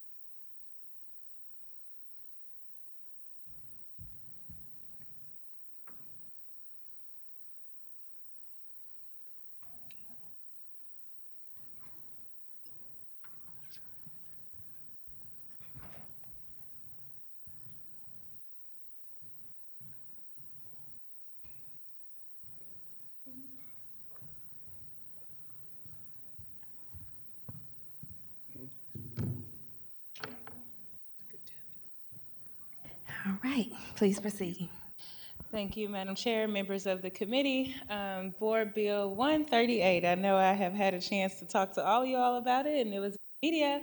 And so this presentation is just really quick, straight to the point, and really just focuses on us. So Board Bill 138 essentially proposes a 5-year moratorium that would be in effect until January 31st, 2031 on all city approvals for non-municipal detention facilities within the city of St. Louis.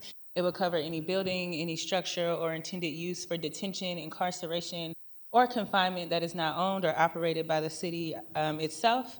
And just a quick view of what we mean here by non-municipal facility. So that would capture any non-city operated entity that would be intended for the detention, incarceration, confinement, correction, or holding of individuals, including but not limited to jails, prisons, detention centers, correctional facilities, holding facilities, or similar carceral uses, and that would be whether it is for temporary or permanent purposes.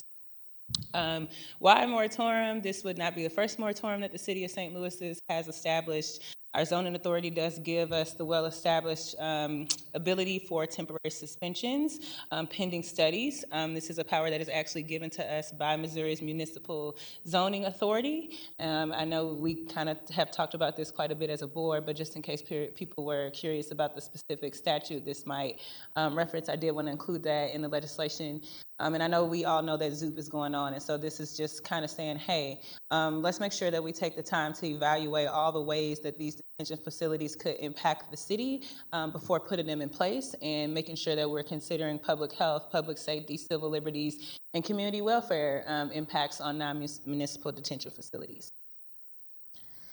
This is just a little basis about the home rule and kind of our authority in doing this. I'm not going to go too deep into it. We know about the Great Divorce of 1876, and this is kind of what allowed the city of St. Louis to eventually be established as its own independent city that acts as both a city and a county, and is where our authority to set moratoriums for ourselves comes from.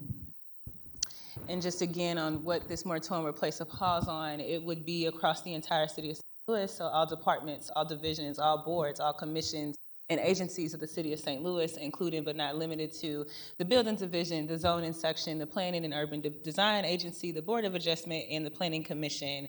It is, again, all capturing, so plan reviews, project plans, development plans, special use permits, anything where the subject matter of the project is a proposed non-municipal detention facility. And again, this is the last slide. There's a lot that I could say here. I think I've just been very clear that I think it's really important as a city that we affirm our values. I think it's important that we are proactive. I think that all of us as people who serve our community, we know what is going on both here locally and across our state and across the country. And I would just really ground us in the fact that my concern is that detention facilities could be used to target marginalized groups. I think it's possible you could insert a certain group today, and in 2 years, there could be another group that is being targeted. And so this is just a proactive way for us to determine for ourselves that we are not interested. When I sit down and hear residents talk about what they think the city of St. Louis needs, I've not heard a single resident say, I think we need a non-municipal detention facility. And so this just gives us the opportunity to establish a moratorium that would align us with that. I do have a speaker from Micah here, Gabby.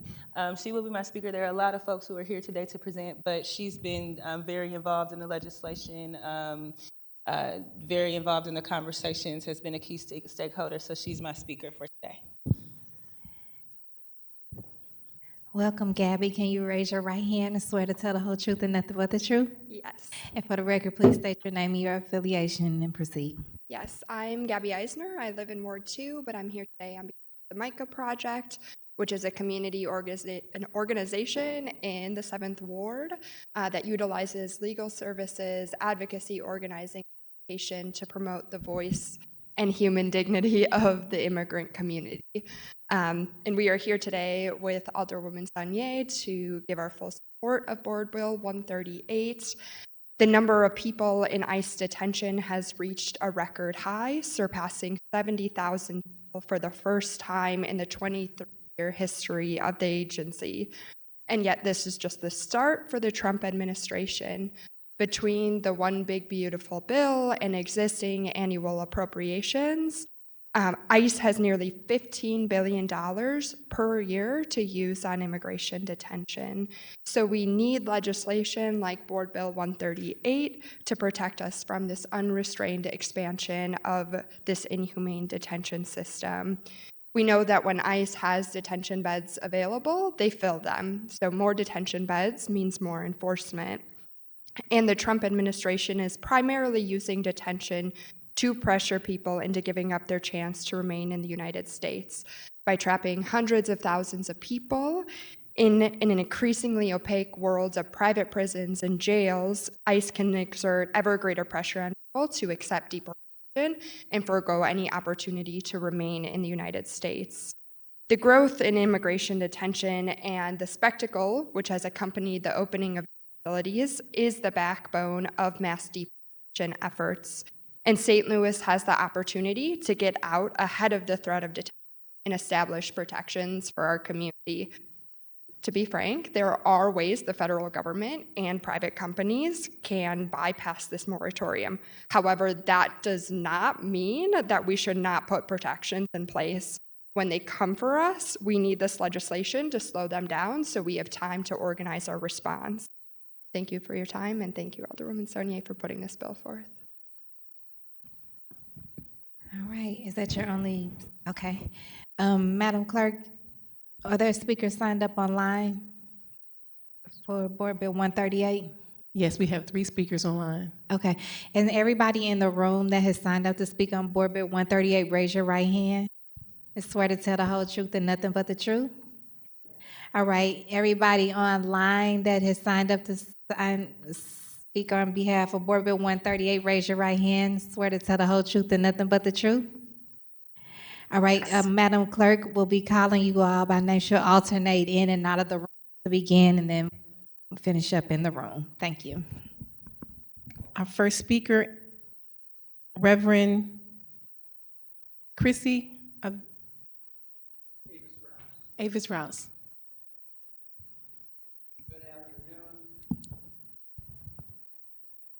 Just one time. There you go. Good afternoon, HUD's committee. Several of you know me and know the congregation that I represent, but I serve Epiphany United Church of Christ, which is currently housed in Ward 1. We're in temporary housing this year, having a contract on our previous building. There's a lot of good talking points on why this bill matters and why it's good governance. You all know those things. I'm going to speak for my congregation and for myself as a trans person. We are a Just Peace and Whole Earth and culturally diverse congregation. And we are aware that all scriptures, not just Christian scriptures, not just Hebrew scriptures, Muslim scriptures, Buddhist scriptures, all scriptures contain prohibitions against what the regime is doing to immigrants to our country. Beyond that, the Lemkin Institute for Genocide Prevention has raised its third red flag, stating that this administration at the federal level is in the early to middle stages of genocide against trans people. Yes, the detention facilities are currently targeting immigrants. There's nothing to stop them once they're in place of being turned to use to round up trans folks and deprive us of our rights. So I ask you, as both a moral action and good governance, which avoids placing future boards in the position of responding to partially approved projects or having to react rather than to be proactive and to discern carefully and thoughtfully what is best for our city, I implore you, advance this bill to the full board and see that it passes. Thank you.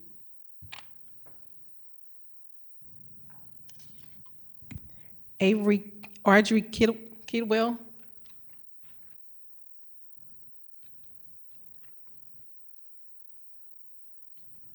Hey there, my name is Audrey Kidwell, and I am a resident of Ward 6. Thank you for letting me speak at today's hearing.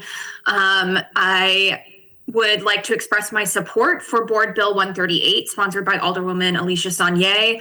I think this legislation is pretty straightforward, and it uses the city's existing authority and land use powers to preserve the status quo while St. Louis evaluates the potential impacts of detention facilities. On public health, safety, civil liberties, and community welfare. I think Alderwoman Sonnier spoke very clearly about the reasons a detention center doesn't align with our values. The only fact I want to add is that since the beginning of the second Trump administration, 41 people have died in ICE detention, and that is really something I do not want to be a party to here in the city of St. Louis. Kansas City has, had an even more vigorous battle against detention centers in their metro area, and I've been really inspired by what I've seen over there, and I'd like St. Louis to follow suit as much as possible. So again, just want to express my support for this bill and keep ICE out of our city. Thank you. Angel Flores.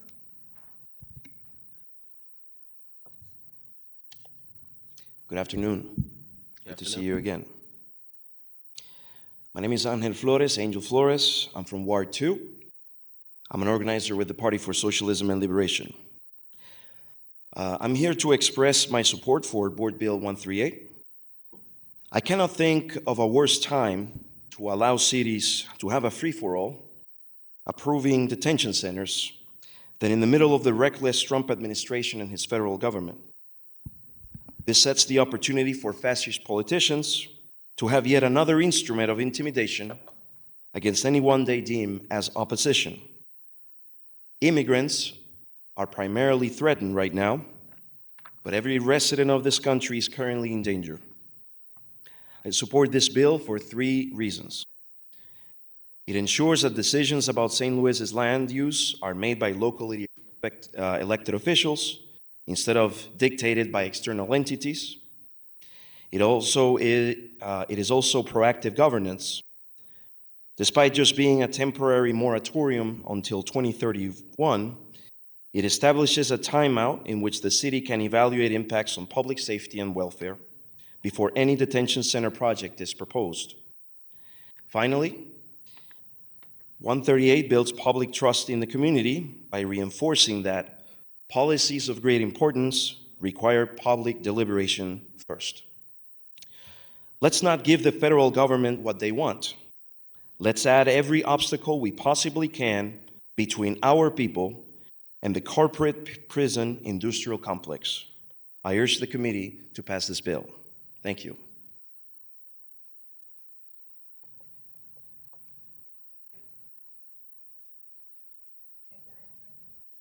Gabby Eisner, She spoke already. Leah Morrell, Hi, thank you. My name is Leah Morrell, and I am a manager at a small business in Ward 14, and I am here to speak in favor of Board Bill proposed. I'm here, I'm taking the time out of my workday as a human and a person of faith, but I want to speak as a person in a small business. This board bill really gives us the chance to pause and think about if or how a detention center impacts the broader plans for economic development here in St. Louis. And without it, individual groups within the municipal government will have to make these decisions under time pressure when there's a particular project proposal. And I want to note that our company hires a lot of early career professionals, and it is such an advantage for me as a hiring manager to be able to say, we live in this vibrant Midtown area. It's an area with a lot going on. You want to live and work here. It helps us with recruitment. I've been just so happy to see the extra foot traffic and family activity from the soccer stadium going in. And when I think about a detention center going in, I have my own personal concerns about welfare and welcoming of immigrants in our community. But as a person working here, I'm also concerned about what that means. No one wants to say, oh yeah, I work right next door to the detention center. I want for us to be able to continue to work and invest here and be proud of our neighborhood. And that's a function of not just any one business or group of people, but us as a community. So this seems like a common sense bill where we can say, this is a temporary moratorium. Let's take the moment to pause and think about this strategically. How does this fit into our broader economic development plans? So even if you are not ready to say no to detention centers as a whole, I would urge you to consider this as a weighty issue that deserves time. And this bill really creates that space and time. Thank you for your.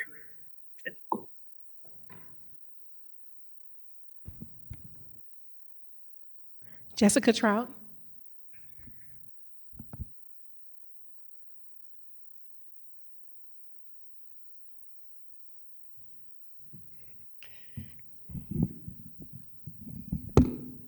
Good afternoon, Chairwoman and members of the committee. Thank you for having me today. I am here to support Board Bill 138. I'm a member of Ward 7 and an advocate for immigrants. I've been to the U.S.-Mexico border at least 15 weeks in working with immigrants and do state and federal level advocacy as well. I find this bill to be a proactive step that protects our community from fear, instability, and harm before it takes root. It sends a clear message. St. Louis does not welcome detention centers that disproportionately harm immigrants and marginalized communities. The presence of these facilities creates fear and confusion that discourages people from accessing schools, healthcare, and other essential services. Detention centers weaken the local government and disrupt social and economic fabrics of our community. We've seen in other communities that detention centers not only bring harm to those detained, but strain and increase pressure on local leaders to respond to crises. Passing this bill allows St. Louis to avoid these outcomes and instead demonstrate leadership, stability, and a commitment to all residents. It is not a hypothetical concern. According to the American Immigration Council, ICE has outlined plans to expand detention capacity by converting commercial warehouses. As an industrial city with vacant warehouses, St. Louis could easily become a target for these facilities. We should be intentional about how we use our infrastructure to strengthen our economy long-term, not support a system that creates harm. Research also shows that local action matters. The Prison Policy Initiative has found that when governments limit cooperation or access, ICE arrest rates are significantly lower. While this bill operates within local authority, it still creates meaningful barriers to mass detention. That matters, especially when roughly 75% of people currently being detained by ICE have no criminal convictions. We also cannot ignore the human cost. This year has already been the deadliest year in ICE custody in over 2 decades. Communities across the country are fighting the expansion of detention centers, and we have the opportunity to act now and prevent that fight from coming to St. Louis. Importantly, Board Bill 138 is grounded in the city's legal authority. It does not attempt to regulate federal or state action. It simply uses existing local land use and permitting powers to pause approvals for non-municipal detention facilities. It is lawful and a targeted way to protect our city. We cannot control what happens in the surrounding areas, but it ensures that St. Louis itself does not consent to becoming part of this system. With that, I urge you to support Board Bill 138. Thank you. August Kelly, online.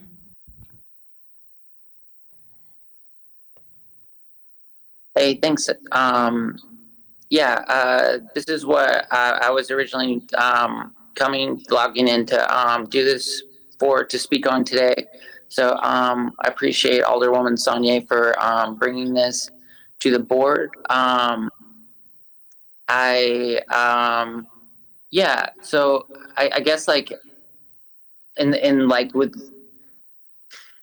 my purpose speaking on this morning is to talk about kind of like the scope of it. Like we heard from like a few different people that were talking about like who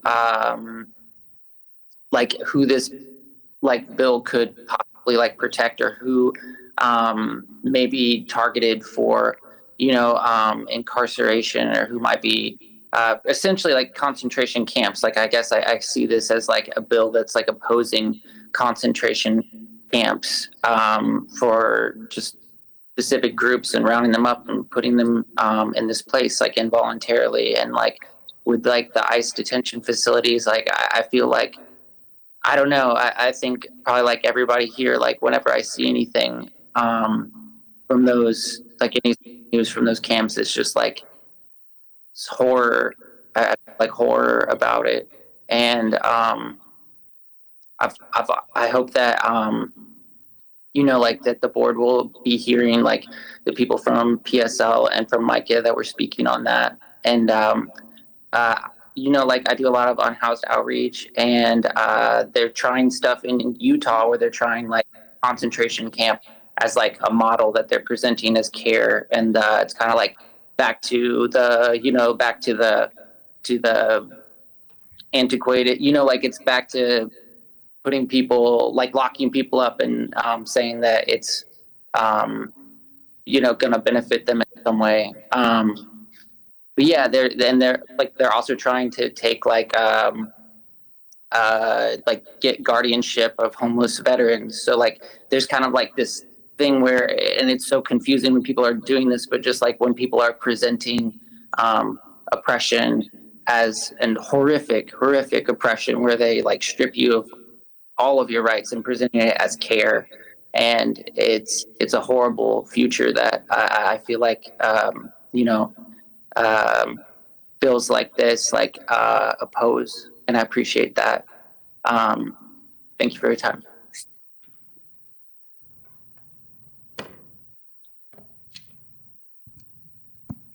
Jamie Archie.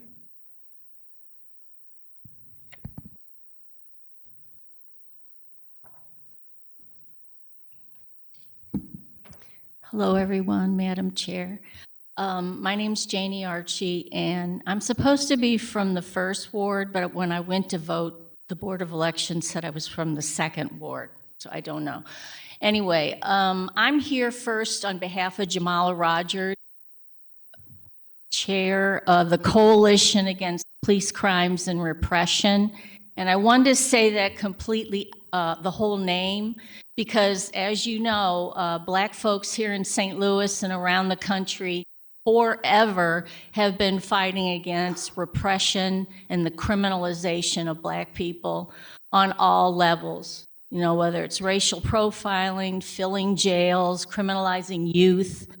And we just wanted to make sure that our support for Board Bill 138 was said out loud, and that we're in solidarity with Micah and all the other activists working in St. Louis, because I don't think it's any, what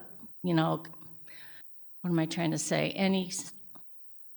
It's on purpose, that's what I'll say, that Black and brown communities are being targeted and have been, and it's part of our country's history.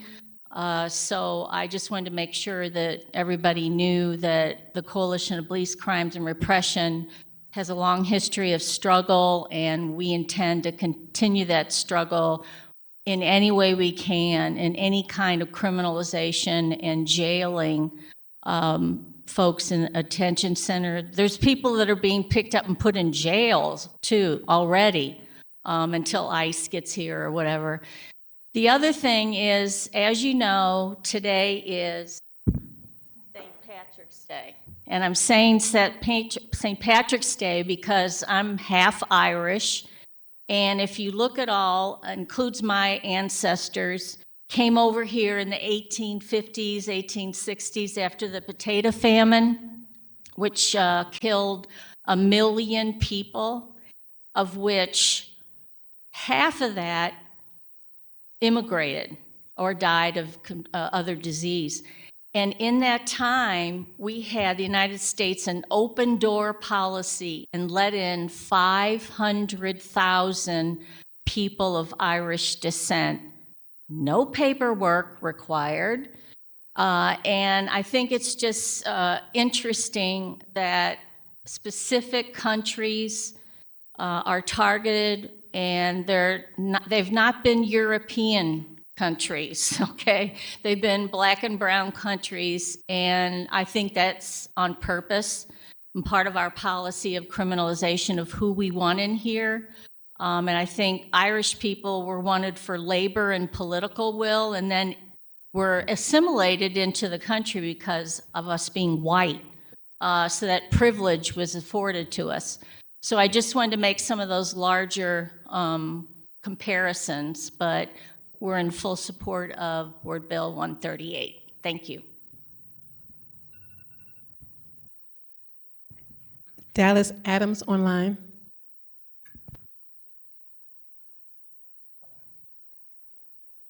Hello, everyone. Good afternoon. My name is Dallas Adams. I'm a proud resident of the 3rd Ward. I am here speaking in support of this board bill. I am so glad that Janie just brought up St. Patrick's Day, because it is St. Patrick's Day, a day where we collectively celebrate Irish immigrants and the contributions that they've made to this country. And it's ironic that this hearing would happen today, And it is ironic also that our country that is built on stolen land and on the backs of both forced and voluntary migrant labor would be at this crossroads at this point in time in such a significant way that the city would have to consider proactive measures to protect our citizens, our immigrant citizens, from imminent threat and danger. St. Louis's fastest growing population is the immigrant community, is the new American community. And it is not only just a show of solidarity, as Angel pointed out, to show our migrant neighbors that they are not only welcome here, but they are protected here. But it is also a great show of force for our city to not bow down to political cowardice. You know, now is not the time for us to bend into political cowardice. Now is not the time for us to hedge our bets and expect things to get better. I mean, they are opening detention facilities all around us. It is only high time that they come knocking on the city of St. Louis's door. So I want to thank the Alderwoman from the 7th for creating this proactive legislation and for thinking with all of our neighbors in mind. I want to be very clear that even if we toe the line, which we've seen with the takeover of our police department, they will come for the city of St. Louis anyway. So now is not the time to break our backs, to bow down to people who have an agenda against our city and against our immigrant neighbors. Now is the time to be proactive. In the 3rd Ward, we are home to the largest concentration of immigrants in any other part of the city. And they are counting on the entire Board of Aldermen to stand in the gap for them so that they can continue to live full, quality lives that are not riddled with fear. So I really look forward to the entire Board of Aldermen supporting this once the committee passes this out with a due pass recommendation. Thank you for your time.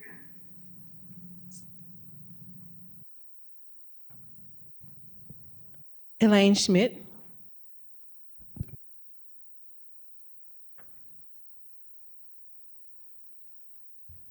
Good afternoon. I'd written morning. HUD's committee members, my name is Elaine Schmidt, and I'm a constituent of Ward 4 and work in Ward 8. And I'm here to express my support of Board Bill 138, sponsored by Alderwoman Alisha Sonnier. I provide mental health counseling in Spanish to folks here in St. Louis, and I want to speak to the immense mental health burden the detention center would impose on the local community.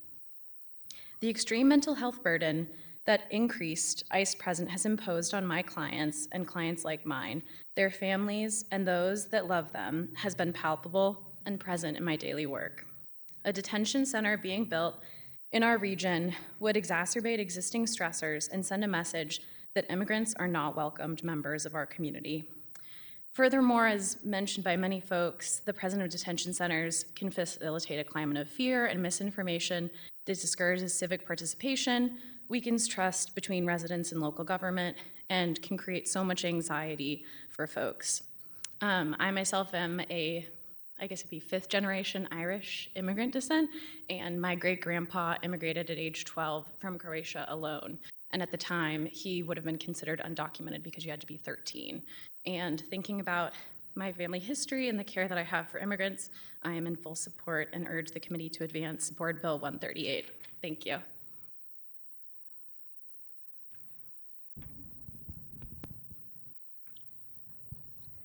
Crystal.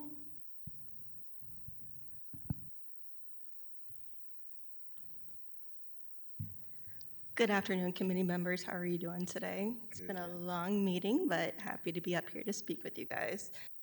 My name is Krista Granjeno, and I'm a senior consultant with Limitless Horizons, and I am a constituent of Ward 4. I was first going to reiterate some of the, benefits of this bill. I'm in full support of Board Bill 138, and I fully agree with everything that's been said before, and I want to expand our view of what this actually means for our community. For many years, I have been working with low-income immigrants. I am in a mixed status family myself, and immigrant members close to me. We think that detention centers only target immigrants, but we also need to recognize that it's our whole community that is impacted when we have detention centers. I'm Native American, and my great-grandparents came to St. Louis to work on the railroad. And to this day, I'm still considered undocumented because of the way that I look. This year, I have gotten passports for myself and my daughters, not because we intend to go anywhere. It's because if we're ever stopped, I need to at least have something in my purse proving that we are citizens. We need to recognize that if we were to have a detention center, it exacerbates trauma within our community. We've talked about trauma before. This is another area that will exacerbate, and we are spending millions of dollars to address mental health concerns and trauma concerns in our city. If we were to not pass this, then we are exacerbating the adverse childhood experiences our children are facing: separation, racial profiling, violence in our communities. We are also negating the fact that we need families together because positive parent interactions increase, or I should say decrease, toxic stress in the family. If we go years and years of trauma and toxic stress, that's going to have an impact on our community as we're seeing now. Less educational attainment, behavioral concerns. There's also going to be concerns for the future of region and whether our workforce is going to be ready with the executive functioning skills necessary to succeed. So I fully support immigrants. I come from immigrants. I have immigrants in my family, and we need to recognize that we also need to take into how our community will be impacted if we do not pass this. Thank you.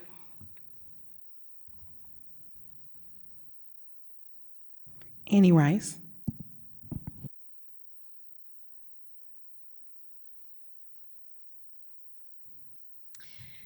Good afternoon. Excuse me, Annie Rice. I'm Senior Counsel with Policy and Partnerships at Arch City Defenders and also resident of the 4th Ward. I love that there's a lot of us here today.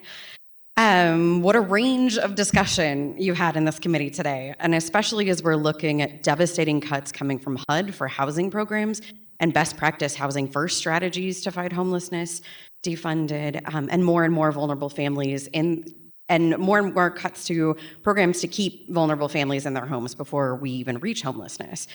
Arch City Defenders is a holistic legal advocacy firm. We serve our clients' direct needs in housing, criminal, municipal charges, civil rights defense, and affirmative litigation. We know that detention is not a solution.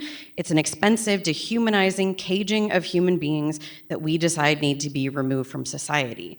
Whether it's unhoused people who need care, attention, and housing, again, to regain stability, to veterans needing community support. I was mentioned that VA is considering institutionalizing, to people with mental health challenges that the director, or the Robert F. Kennedy, or whatever his title is, has talked about putting out on farms because SSRIs are against his beliefs.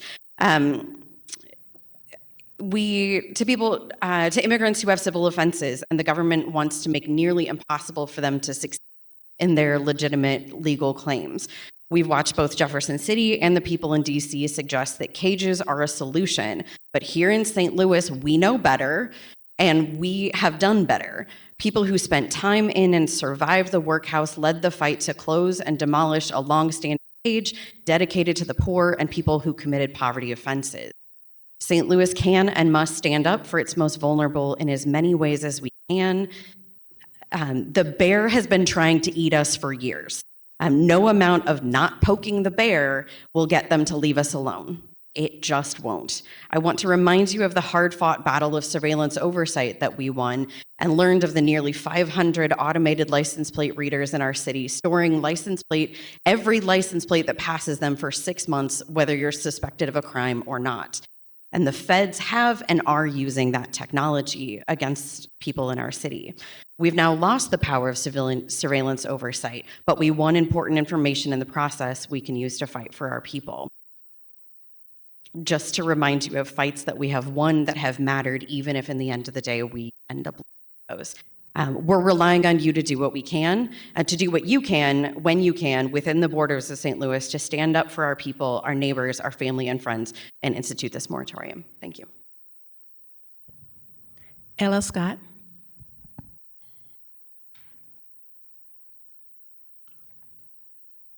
Good afternoon, thank you. My name is Ella Scott. I'm a senior at WashU studying international affairs and French, and I'm the advocacy intern at the MICA project in Ward 7. I'm happy to be here speaking on behalf of the MICA project, which, as my colleague Gabby mentioned, is a community nonprofit that utilizes legal services, social services support, advocacy, organizing, to promote the voice and human dignity of low-income immigrant communities here in St. Louis. I respectfully urge this committee to support Board Bill 138. You've already, of course, heard that the purpose of the ordinance is very straightforward: to preserve the status quo while the city evaluates potential impacts on public health, safety, civil liberties, and community welfare. It is important to realize how detention is distinct from regular immigration enforcement. The Trump administration is primarily using detention to pressure people into giving up their chance to remain in the United States. By trapping our neighbors in a hazy world of incarceration without due process, ICE is exerting greater pressure on people to accept deportation. St. Louis cannot stand for this. The growth in immigration detention and the spectacle which has accompanied the opening of new facilities is the backbone of Trump's mass deportation efforts. St. Louis has the opportunity to get out ahead of the threat of detention and establish protections for our community. In regional conversations about immigration enforcement, many elected officials bring up the concern of quote-unquote poking the bear, referring to bringing unwanted federal attention to St. Louis. I implore you to recognize that this is no reason to forego your commitment to your constituents and to the safety of every neighbor in the city. Avoiding the president does not guarantee our well-being, it does not guarantee anyone's reelection, and it will not protect any of us from political retribution. Maybe this bill can't guarantee that the federal government won't attempt to invade our city. However, it doesn't mean that we should let them waltz in. It is not a matter of if, but when they come for St. Louis. We need legislation like this to slow them down, to be prepared, to demonstrate that St. Louis is for our immigrant community, and to realize St. Louis' sovereignty. Thank you very much for your time, and thank you, Alderwoman Sonnier.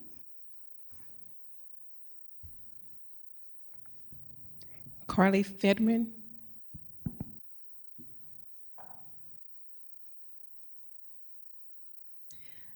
Good afternoon, Madam Chair and HUD's committee members. I'm Carly Ferdman. I'm a constituent of Ward 6 and I work in Ward 10. I'm here to express support for Board Bill 138, sponsored by Alderwoman Sonnier. Board Bill 138 strengthens public trust in local land use decision-making.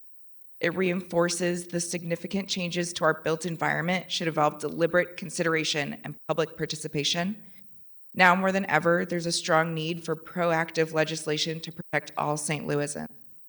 Supporting Board Bill 138 reinforces the Board of Aldermen's role in setting clear expectations for how major land use decisions are evaluated.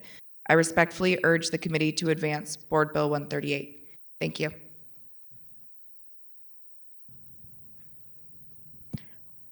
Bertie Jackson.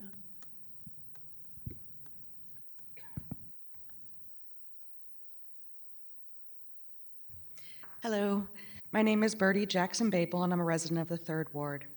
I'm asking you to please support Board Bill 138.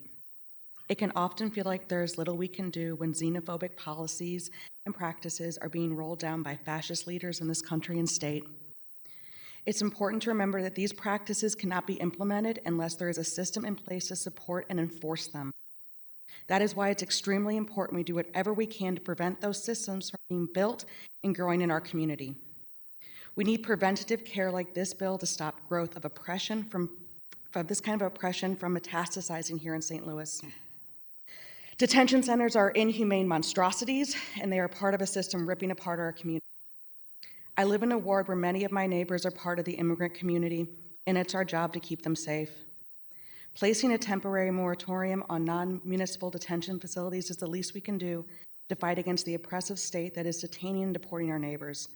I appreciate your support of this bill. Thank you, Alderwoman, for introducing it and for your support of our community. Thank you. Parker Robinson. Good afternoon, HUD's committee members. My name is Parker Robinson, and I live in St. Louis's 7th Ward. I'm here to express my support for Board Bill 138, sponsored by my Alderwoman, Alisha Sonnier. I'm originally from San Francisco, California. I moved here 5 years ago and have called St. Louis home ever since. From my own experience, California and Missouri are very different states, but there are similarities that run deeper than this initial perception. Have you ever heard of the phrase "no boy"? During World War II, in order to remove all residents of Japanese ancestry in the States, The United States government went house to house and imprisoned over 110,000 Japanese, most of whom lived in California. In 1943, these prisoners were coerced into answering loyalty tests. The test had 28 questions, and the final two questions asked, are you willing to serve in the armed forces of the United States on combat duty wherever ordered? And will you swear unqualified allegiance to the United States of America and forswear any form of allegiance or obedience to any other foreign government, power, or organization? No, no. This was the answer of 12,000 of the 78,000 people over the age of 17 who were administered the test. No, no, boys. These prisoners were then segregated to Toll Lake, a high-security concentration camp, where they were made to do forced labor and were watched by guards around the clock. Are we not seeing the same thing happening today? Door-to-door secret police kidnappings, workplace raids, 70,000 people locked up around the country, denied health care, contact with their families, their children, their parents, all under the guise of removing disloyal threats to America. The history of concentration camps is American history, and this city and state have seen all of American history. The Dred Scott decision originated not more than 6 blocks down this very street. So even though Bill 138 is only one small precaution, I ask you, do you want to continue Dred Scott's legacy of fighting for the just treatment of all human beings, or the legacy of the Supreme Court justices who denied him and so many others that right? We have lived this history already, and I know that every person who testified or is here today supporting the Bill 138 will not sit back and see this history repeated. We will not sit back and see our friends, coworkers, neighbors taken off the street and thrown into clandestine detention centers. Not in our city, not in our country, not in our world. I urge you to pass Bill 138 and continue the legacy of fighting for justice in this country. Thank you. Our final speaker, Heather Boardman. Thank you. Hi, my name is Heather Boardman. I own a small business in downtown St. Louis, Ward 14. I am here today to express my strong support for Board Bill 138, sponsored by Alderwoman Sonnier, which establishes a temporary moratorium on city approvals for non-municipal concentration camps, detention facilities, including building permits, zoning changes, development plans, and other discretionary land use authorizations. I want to speak about why this matters to me, and it matters on 2 levels. As a struggling downtown business owner, I am investing every day in making the city a place where clients, visitors, and neighbors feel safe, welcome, and excited to be. I already see how hard it is to bring people into the city. Anything that makes residents feel unsafe or unwelcome in their own city only makes it harder. Board Bill 138 would create an intentional pause and give St. Louis time to evaluate the potential impacts of detention facilities on public health, safety, civil liberties, and community welfare, including how they affect people's willingness to move around the city, access services, and spend time and money in our neighborhoods. The prospect of new detention facilities being approved without careful public review sends the opposite message about who we are and what our city values. But honestly, that's secondary to my main reason for being here today. My main reason is this: across the country, people are being held in detention facilities with little oversight, little transparency, and in conditions that reportedly are torturous, dangerous, and inhumane, and strip people of their constitutional rights. We have seen the sense of terror and unrest in communities where detention facilities are placed. These facilities are expanding rapidly, often without meaningful public input or review.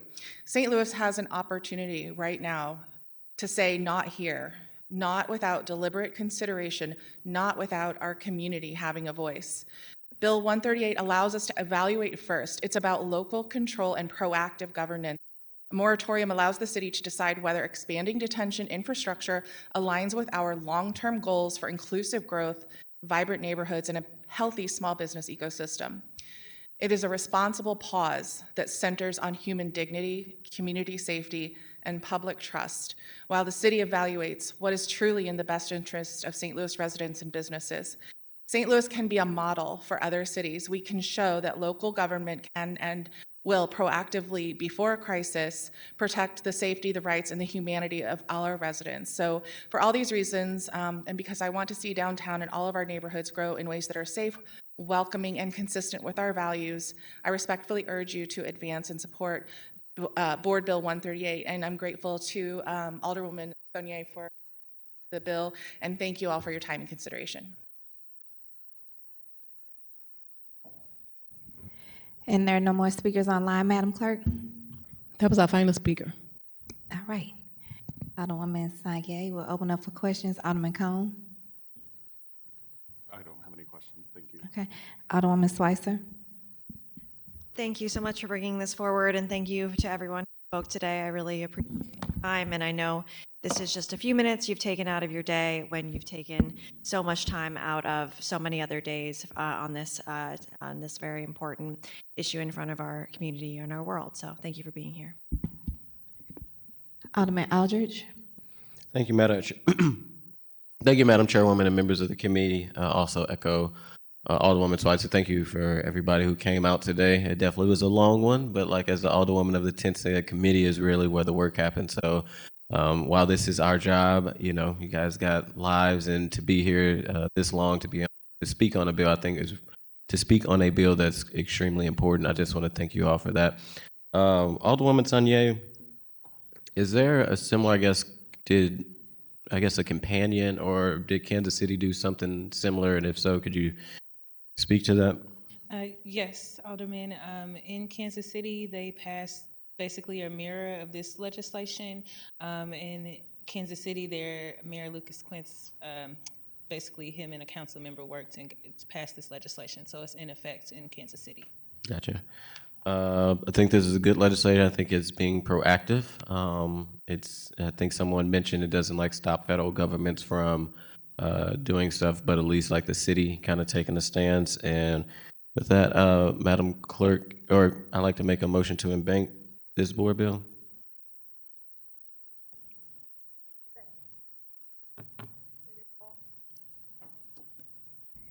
It was moved by Alderman Aldridge and seconded by Chair ClarkHubbard with a call for previous roll by Alderwoman Schweitzer that we embank Board Bill 138. Please proceed. Thank you, members of the committee. I think that the community has taken all of my talking points. I don't really have anything else to say. So thank you all for saying all the things that I have to say. The only thing that I want to say, and I don't know if she's watching, but I did send her a link. You know, the thing that I am most excited about this bill is I think there are a lot of people in our communities who really need hope. Unfortunately, I would say in the past few months, I've had to have several conversations with business owners that it's okay to go to work and to operate your business and that you can feel safe doing that. I've had to have conversations with families who were missing from school, and school districts are trying to be cautious of even what they flag within their internal systems and are trying to be mindful.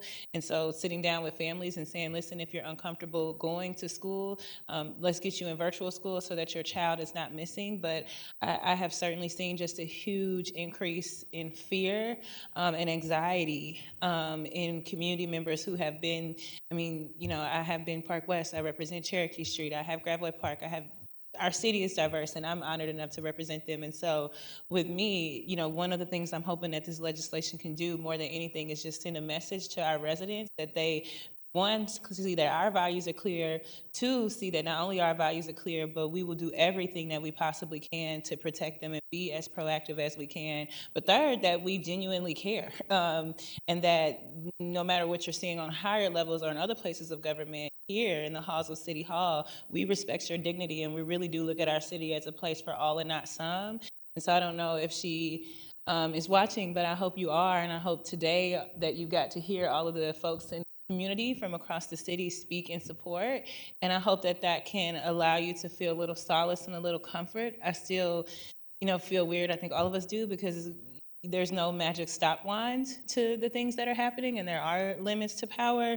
But I know that I promised you that I would figure out, hey, what I thought was a doable measure, and I would do my best to do it. And so I hope that you're, able to watch this right now, and I hope You know, we had an agreement that if we could get this through, then you would reconsider some decisions I know you were thinking about making because you were uncomfortable kind of leaving your home for any unnecessary reasons, or your children because you felt that, folks in power didn't care. I hope that this can send you a message and that you can do some of the things that we discussed that I won't say on record, but that you do feel safe moving and grooving and going about your community and letting your children be a part of the community. And you do see that there is a solid citywide message of love and care, and that we do feel that you belong here.